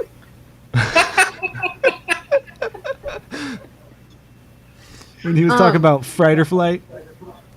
Fight or fright. Fight or fright, or flight or fright. Flight or flight fright. I'm either going to run away or I'm going to scare you. Maybe we should call it. It's 2:00. Yeah. I'm gonna say that we're ending at, what is this? 47. 3:30 is where we'll pick back up. Do you guys think that's reasonable? Yeah, Yes. That seems Do we reasonable. like that? I do. Which, Yeah. honestly, you guys, we started on 40. That's 8 chapters. It's perfect. We did a perfect amount. We just didn't. We had added more extra on. Yeah. We got through 8 chapters. That's good. Bitchin'. And next week, I think we can safely say will be the final session of we'll wrap up the series, which is terrifying to me. Yeah. Like a 2-year journey. Well, there's what, 6 books left? We're not halfway. Is there 7. yeah. Oh yeah, Return to the World. Yeah. 4 The and best 3, one. right? Yeah. Okay. Do we want to meet next week, or do we want to do 2 weeks again? Maybe we should just do next week, since this is a short little chunk here. Are you guys down? Yeah, and then do 2 weeks before to start Long Sun. That's probably, yeah, that's fair. That sounds good. Love it. Cool. Long Sun. Cool. Okay. Or some short stories or something. We'll Mark talk. is really squirming on Long Sun. He No, doesn't I mean like I'm down. I guess I'd like a little bit of time to get further along in it, but I thought it might also be interesting just to like do some shorter pieces, since we're not going to have these moments very often if we were tackling these giant. Conditions. It's true. That Yeah. is true. So And there's a lot of good material in Fifth Head yeah, like that. that is still pertinent. right. I'm down for Fifth Head. I think it's fine if people have read it and other people haven't. And like, I mean, this group already, the New Sun already, everyone's at kind of like different points with it anyway. So. Yeah. I'm just going to be reading Long Sun as we do through the chapters, I think, pretty much. I probably won't read ahead significantly. That'll be interesting for you. I'm at a point right now where I think that Long Sun's the craziest one. I was talking to Jordan the other day. And I feel Yeah. like it's the most inscrutable. It's so You're gonna Right. have a lot of spoilers, Tim, for sure. That's fine. Yeah. Because we're gonna have to talk things that we know about that you won't know about. I don't really? think there's any way. Around Do you that. think it will be less pleasurable for me to It read? didn't diminish New Sun for me. I'm going to. I don't know how correct this is, but I feel like thinking back to when I read Long Sun the first time, I would have enjoyed it if I thought I had more information about it as I was reading it. Yeah. I enjoy kind of like I enjoy when I kind of realize something, though. I think that's really fun. Sure. But you Like, have to go oh. through a lot of grief to get there. Like, I burnt out on Long Sun in the third book for a long time just because I was like, what the fuck is going Yeah. on in this book? So Yeah. what you're saying Why is is that person doing that? there's a major thing that happens late in the series that explains a lot about what happened earlier, you're saying? I think that you figure out how this person thinks. Things Well, get I- And then real. suddenly everything starts making more sense. I would say that in that way, it's similar to New Sun, where the first time you read it, you really don't know what the fuck is going on. Until the end, you kind of figure it out. Mhm. Like, I mean, it's similar in that way. You're like making small discoveries along the way, and then sometimes there are bigger discoveries. I guess, yeah, it's just that Silk, the way that Silk is oblivious, like I can follow what's happening with Severi. Like Silk is never more a- seriously where I'm like, autistic. I don't know who this is or why they're saying this thing. Yeah.